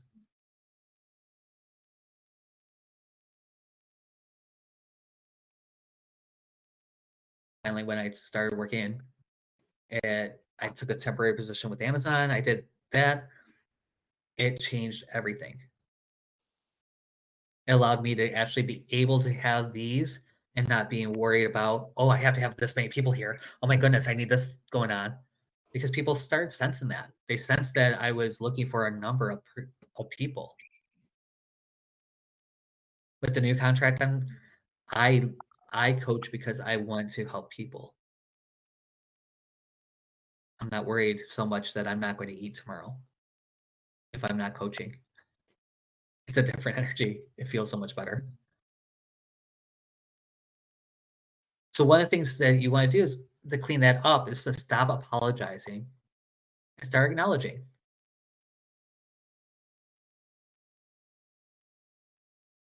first thing, there's really 5 ways to clean that up with somebody else. Now with you, it's about action. With someone else, maybe it's about conversation. It's both. It's the conversation first and then the action. So with someone else, so let's say that you're late for a meeting. Okay. First thing is just acknowledge it. Hey, look, I acknowledge I have totally broken that agreement. I'm late.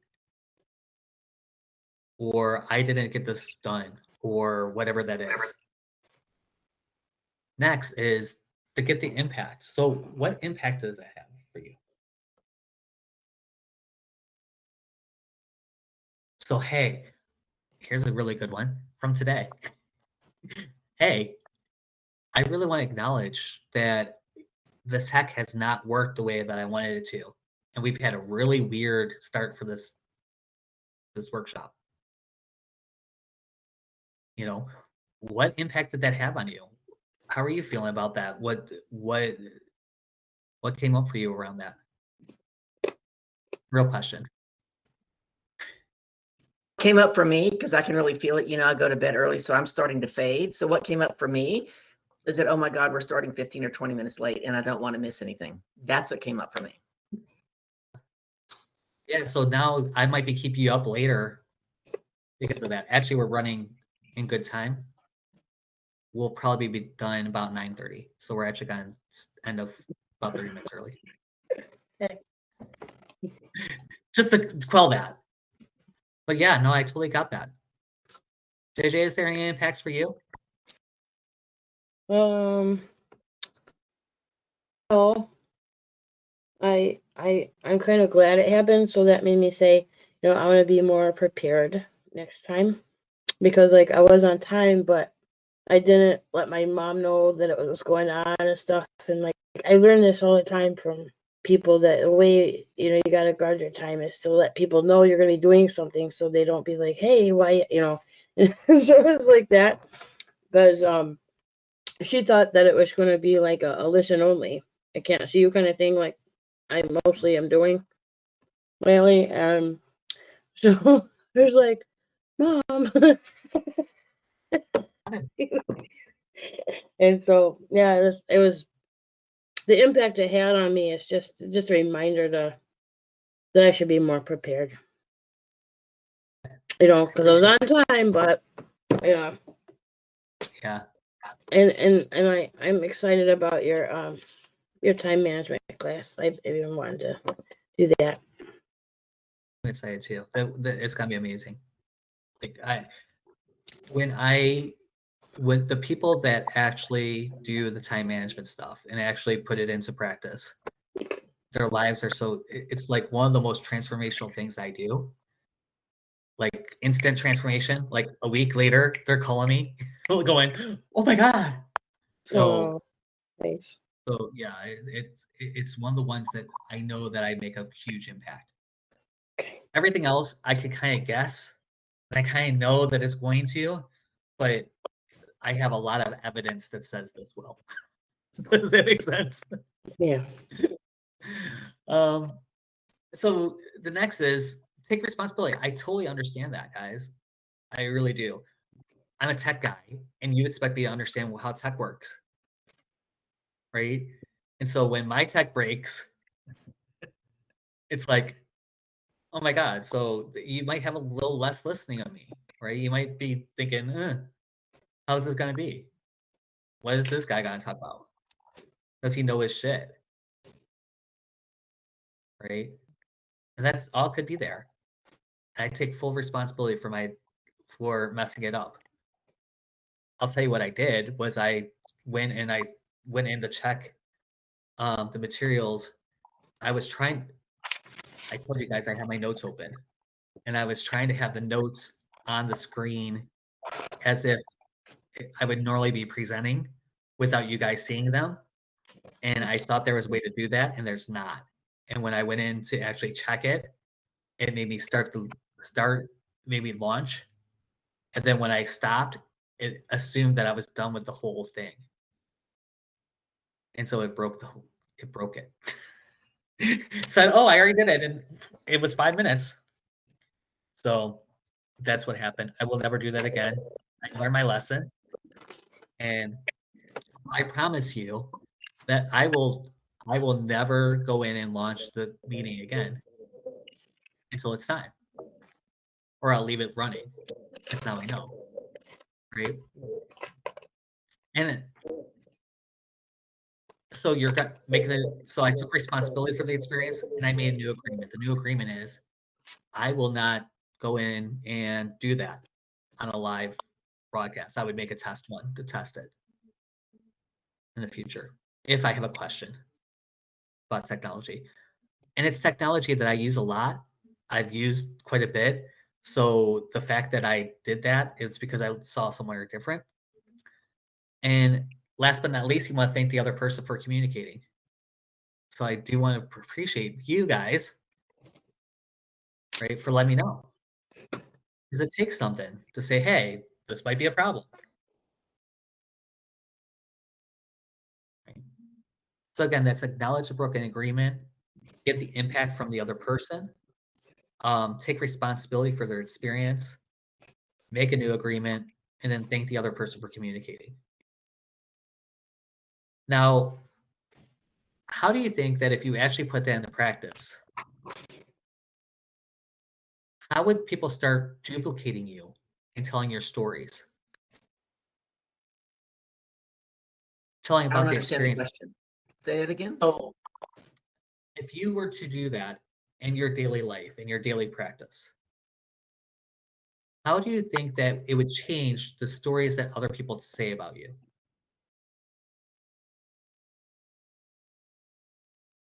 To be candid, people tell me I'm a great listener now. I'm pretty good at that. So I don't know if it would change the story a whole lot for me, because what you're teaching right now is something that I practice. I'm sure I can get better at it. But if I were someone who had not been a good listener and didn't take responsibility, blah, blah, blah, I think it would totally change the narrative because they would feel seen and heard and understood. Yeah. And I can see why that would be true of you. Knowing who you are a great listener. But even still, I fall into the habit all the time. So I always say I'm sorry. Now, saying I'm sorry puts you into a space, and Carol, as soon as I said that, Carol's face goes, no. But because she When you say understands, I'm sorry, it makes it all about you. So if you come to a meeting late, even tonight when the tech didn't work, as opposed to apologizing, I would encourage you, if you're open to my coaching, to say, thank you for your understanding. Let's get started. Thank you for your patience. Let's get started. Because then you make it about them and you take it off of you. And then you hop right into action as opposed to going into story. I coach my clients on that all the time, corporate or outside of corporate. If you're late to a meeting, oh, I'm so sorry, I'm late. And then it all becomes about you. It was the weather, it was the kids, whatever. No, thank you for your patience. Let's jump in. Exactly. So one of the things I want to do is I want to help you guys start cleaning up your spaces. Okay. So I got it. I wish that I had a maid I wish I had someone way to help you. Magic wand. The magic wands, So what I want you to do is I want you to grab another piece of paper. Woo! We get more paper. A clean one? A clean one. And I want you to make 3 columns on it.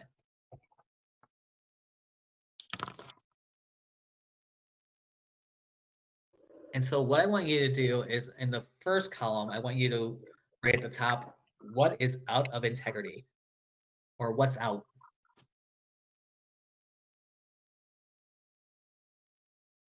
The next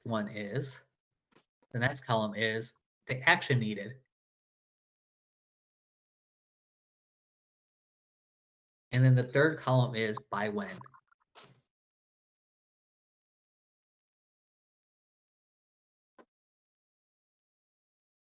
So my goal for this is to find 5 things that we can put back in integrity right away. So top 5 off the top of your head without even thinking.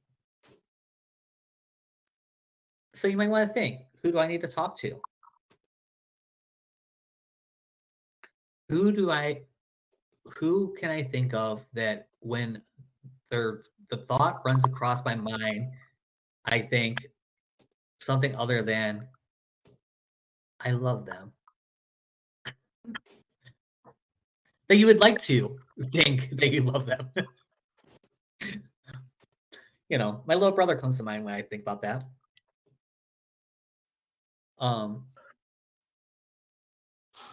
Do you have a closet that you need to clean up? Do you need to do laundry like me? Is that project that you have half done sitting there? Taxes. Taxes. That's another good one. I have done my taxes for the year. Yay. By the way, in April, our April workshop is going to be about finances. Woo! I am going to use my financial knowledge.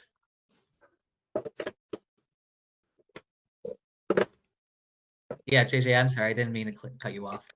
I'm feeling the challenge juices flowing through me about every time I'm going to church every week, and I'm hearing about these different things that are going on, and like I feel in grief, like I want to be a part of this. I want to be here more. I want to help, And so they're having a bowling fundraiser, and the lady that's doing a lot of the work for this, and that she does the food drive and stuff, she's just a top-notch organizer.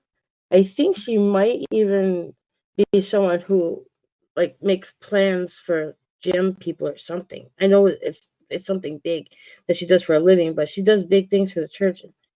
So I told my mom, I said, when she comes back from Florida, because her and my mom are really good friends, I want to shadow her from now until the bowling fundraiser and learn how to put on a fundraiser. Like, how do you get permits, and who do you talk to? And, and just, I'll help her in any way I can. I just want to learn. And then, like, all of a sudden I start getting, scared, like, am I going to bother her? Or, oh, no, I got to show up. And this all kind of stuff. So I'm really thankful for your class. It's going to get me through to that. April 15th is when the bowling fundraiser is. And so awesome. I'm putting that here as I want to show up any chance I can about this fundraiser. Awesome. So by when are you going to talk to her? Well, I'll have to find out when she's coming back, but I would assume it's in the next 2 weeks. Okay, so pick a date. By when are you going to talk to her? And by the way, the phones still work in Florida. Right? Good one. Okay. You can send her an email. Right. Yeah. I could put it in her in the announcement of the fundraiser. Say that I want to help any way I can. Yeah. Hey, how can I help? Yeah, there's a Facebook group. Right. There's many ways to communicate these days. So by when is the question. And be specific and time bound and put a time zone on it. Yeah. Time zones are good. So last but not least, the last thing we need to look at is the things that we put our word to. Creating boundaries is super important.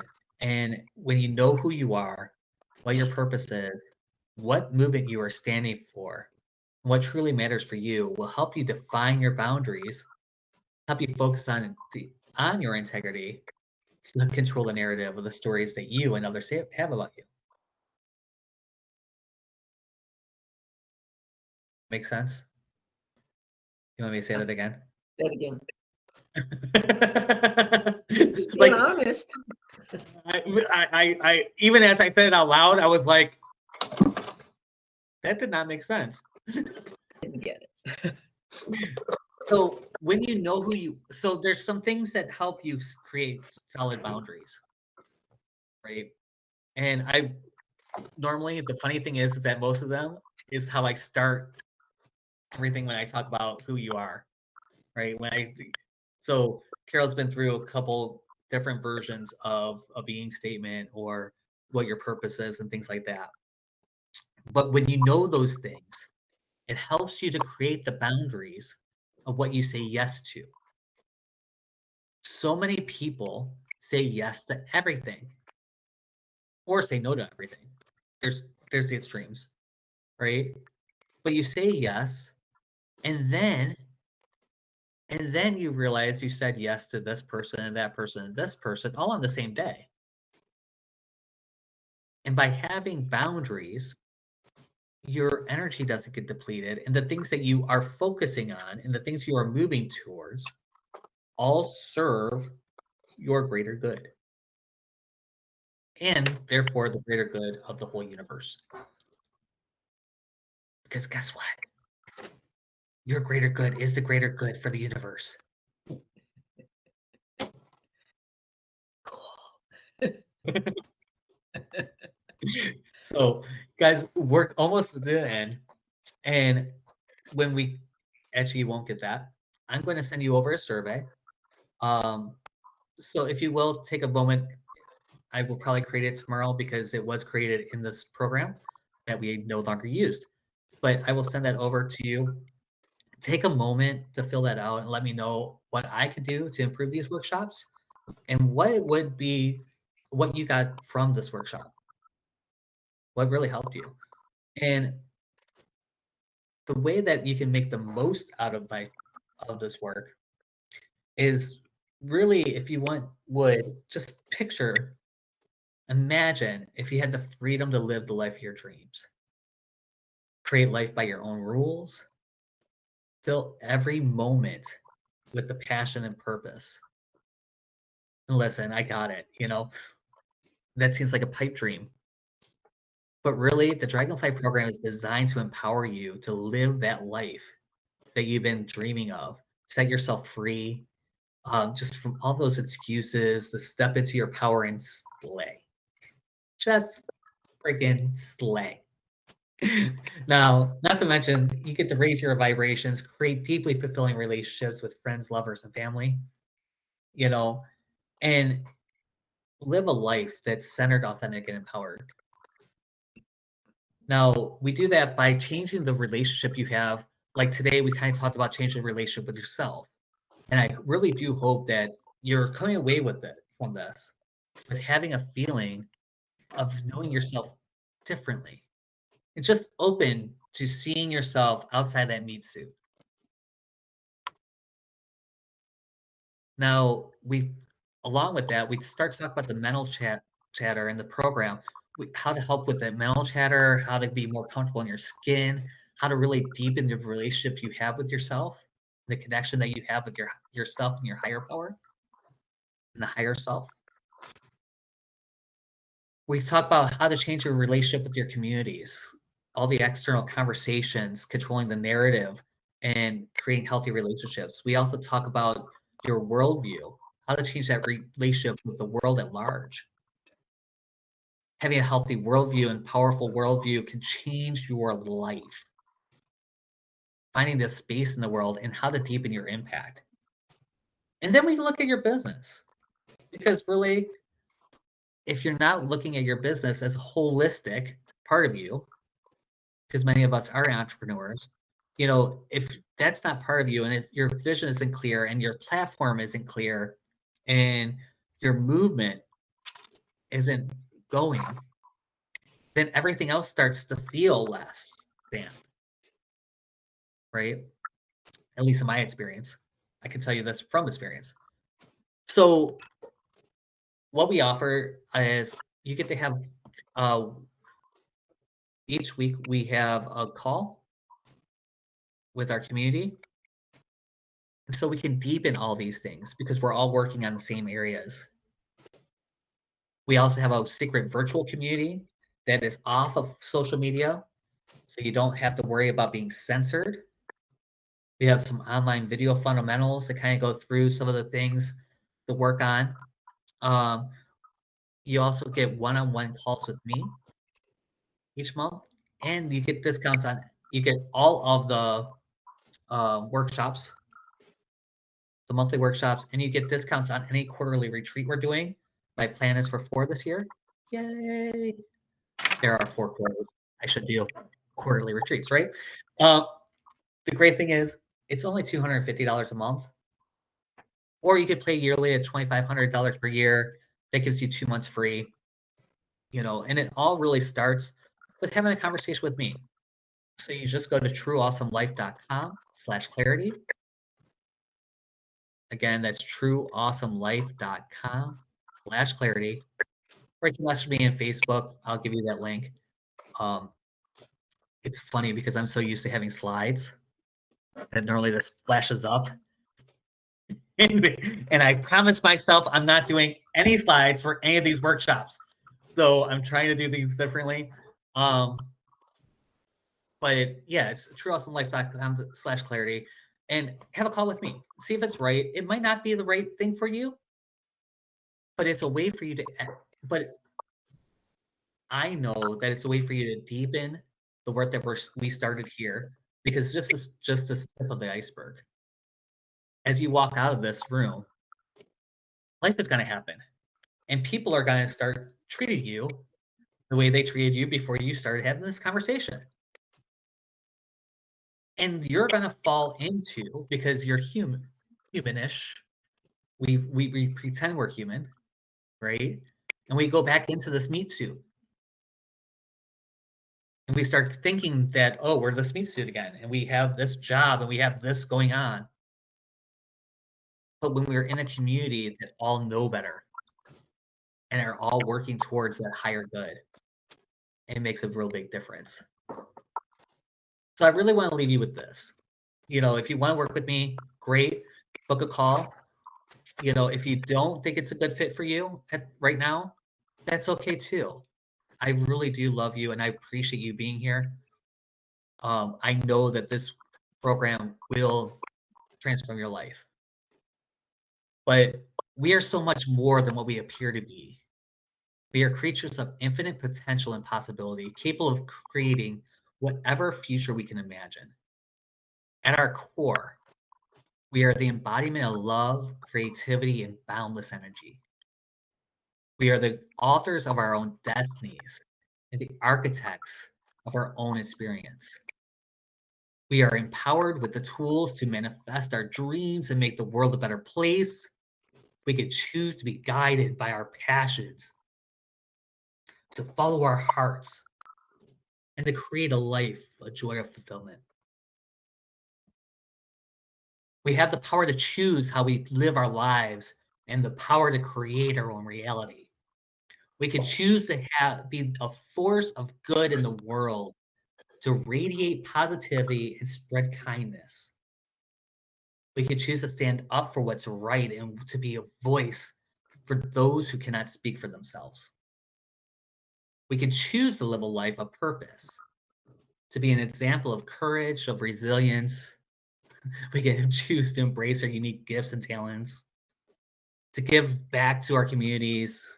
We could choose to see beauty in the world and to recognize our interconnectedness with life. Above all, we must be true to ourselves. We must have the courage to follow our own paths, to face our fears, to unapologetically be ourselves. We must never be afraid to be different, to stand out from the crowd, and to express our true selves. We are powerful beyond measure, and we have the ability to create a life of abundance and joy. Let us choose to live with the courage and conviction to be the light of hope in the world, to never forget who we truly are. Guys, I appreciate you. Namaste. No, these, truly. You too embody those. You are two of the most amazing people that I know. And I just want to thank you for being here today. Hopefully you got something that you'll take away. Again, if you choose to work with me or not, either way, we're friends. And I love you. Book the call at trueawesomelife.com/clarity. Know that you guys are loved. Love you. Thank you, Jeff. Good to Thank see you, you. Carol. Thank you, Jeff.